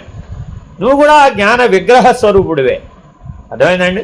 అంతేగాని అదేదో నేను పాలరాయికి పూజించానండి, నల్లరాయికి పూజించానండి, ఎర్రరాయికి పూజించానండి, గ్రీన్ రాయికి పూజించానండి. మరకతం అంటే గ్రీన్ రాయి కదా, స్ఫటికం అంటే తెల్లరాయి కదా, మార్బుల్ అంటే తెల్లరాయి కదా, అంటే ఆ రాయికి పూజిస్తున్నాం అనుకోమాక. వాటన్నింటిలో ఆవాహించబడినటువంటి, ఆవాహన చేయబడినటువంటిది ఏ లక్షణం? సచ్చిదానంద లక్షణమే. కాబట్టి దివ్యమైనటువంటి దివ్యత్వాన్ని సచ్చిదానంద లక్షణంతో ఆరాధన చేస్తున్నావే కానీ విగ్రహారాధన చేయడం లేదు. ఎందువలన? నీవు సదా నీ ధ్యానాన్ని, నీ భావాన్ని దేని మీద నిలిపావు? సర్వత్రా వ్యాపితమై ఉన్నటువంటి సచ్చిదానంద లక్షణాన్ని గుర్తించడం అనే పనిలోనే ఉన్నావు. నీవు బాగా విచారణ ఎందుకు చేయాలయ్యా? ఆ సచ్చిదానందం అనే లక్షణాన్ని గుర్తించడానికే విచారణ చేయాలి. బాగా కర్మ అనుష్ఠానం ఎందుకు చేయాలయ్యా? ఆ సచ్చిదానంద లక్షణంతోనే కర్మ చేయాలి. నేను జ్ఞానస్వరూపుడననే లక్షణంతోనే కర్మ చేయాలి. స్థితప్రజ్ఞుడు అయ్యే కర్మ చేయాలి. అందుకని ఆయన ఏమంటాడు? స్థితప్రజ్ఞ గురించి చెప్పినప్పుడు, నాయనా నువ్వు ఈ స్థితప్రజ్ఞుడివై ఈ కనబడుతున్నటువంటి సైన్యమే కాదు, ఈ సకల విశ్వాన్ని నువ్వు భస్మీపటలం చేసినా కూడా నీకేమీ అవదు. ఎందుకని? దానికి పునరావృత్తి లక్షణం లేదు. ఆ స్థితప్రజ్ఞతో నివృత్తి లక్షణంలో, అది వృత్తి కాదు, అది అనువృత్తి కాదు, పునరావృత్తి అసలే కాదు. కాబట్టి వృత్తి, అనువృత్తి, పునరావృత్తి అయ్యేటటువంటి కర్మ మార్గాన్ని, అజ్ఞాన మార్గాన్ని అనుష్ఠించమాట. కర్మను అనుష్ఠించాలి. నువ్వు శరీరం ఉన్నంత కాలం కర్మ చేయవలసిందే. ప్రాణ కర్మ చేస్తూ శరీరం పుట్టి, అంటే ఉచ్ఛ్వాస నిశ్వాసాలు కూడా కర్మే. ప్రాణస్థితిలో అది కర్మ. మనసు అటు ఇటు సంకల్ప వికల్పాలు చేయడం కర్మ. కాళ్ళు చేతులు ఊపడం కర్మేంద్రియాల దగ్గర కర్మ. భుజించడం, విసర్జించడం వాటి ఆయా ఇంద్రియాల కర్మ. కాబట్టి ఏ ఇంద్రియాలకు ఆయా పనులు ఆల్రెడీ సృష్టి ధర్మం ప్రకారం నిర్దేశించబడ్డాయి, అవి వాటి పనులు చేసే తీరతాయి. నువ్వు చేయనన్నా అదేం కుదరదు. కానీ ఆ కర్మ చేసేటప్పుడు ఏ జ్ఞానంతో చేయాలి? బ్రహ్మజ్ఞానంతో చెయ్యి. స్థితప్రజ్ఞుడివై చెయ్యి. పునరావృత్తి రహితంగా చెయ్యి. అర్థమైందండి? పునరావృత్తి సహితంగా చేయమాట. కాబట్టి ఈ తెలివి నీకు ఉండాలా వద్దా? అది ఉండాలి అంటే ఏం త్యజించాలి? దేహాత్మ బుద్ధిని త్యజించు. మన దగ్గర బుద్ధికి 2 ద్వారాలు ఉన్నాయండి. ఒకవైపు లెఫ్ట్ సైడ్ వామపక్షం దేహాత్మ బుద్ధి, దక్షిణ పక్షం. అందుకని మనం దక్షిణామూర్తిని ఆశ్రయిస్తాం. ఎందుకని అది జ్ఞానబుద్ధి అనమాట. బ్రహ్మజ్ఞానం వైపుకి తిరిగిపోతుంది, ఆత్మజ్ఞానం వైపుకి తిరిగిపోతుంది. అప్పుడేమైంది? ఈ దేహాత్మ బుద్ధి పనిచేయదు. అర్థమైందండి? జాగ్రత్తగా గమనిస్తే మీరు 2 చేతులను ఉపయోగించి ఎక్కువ పని చేయగలుగుతారు. 2 చేతులలో పెద్ద పని చేయాలంటే మీ కుడి చేతినే ముందుకు తీసుకొస్తారు. కొంతమందికి ఎడమ చేతి వాట ఉంటుందండి, వాళ్ళు దీన్ని పట్టుకొస్తారు, అప్పుడు ఎడమ చేతినే పట్టుకొస్తారు వారు. కాబట్టి ఇది బాహ్యంగా చెప్పే విషయం కాదు. లోపల నీవు నీ బుద్ధిని వాడేటప్పుడు తస్మాత్ బుద్ధేస్తు ఆత్మని సర్వదా సర్వకాలేషు, పగలు కావచ్చు, రాత్రి కావచ్చు, పొద్దున కావచ్చు, నిద్రపోతున్నప్పుడు కావచ్చు, ఎప్పుడైనా సరే ఎప్పుడు సదా ఆత్మభావంలోనే నిలిచి ఉండు. దేహాత్మ బుద్ధిని త్యజించు. దేహమే ఆత్మ అనే భ్రాంతిని త్యజించు. దేహాత్మ బుద్ధి అంటే ఏమిటి? దేహాభిమానం పొంది ఆ దేహమే నేననేటువంటి అభిమానాన్ని త్యజించు. అది పునరావృత్తికి కారణమవుతుంది. కాబట్టి నీ యొక్క సచ్చిదానంద స్వరూపాన్ని, బ్రహ్మస్వరూపాన్ని నీవెప్పుడు సదా జ్ఞప్తి అని ఉంచుకో. నీ జ్ఞానం దాని వైపే ఉండేట్టు చూసుకో. అప్పుడు వృత్తి పునరావృత్తి కాకుండా నివృత్తి చెందుతుంది. హరి ఓం శ్రీ గురుభ్యో నమః. హరి ఓం. పూర్ణమద పూర్ణమిదం పూర్ణాత్ పూర్ణముదచ్యతే పూర్ణస్య పూర్ణమాదాయ పూర్ణమేవావశిష్యతే. ఓం తత్సత్. ఓం శాంతి శాంతి శాంతి. హరి ఓం శ్రీ గురుభ్యో నమః. హరి ఓం. నారాయణ నారాయణ.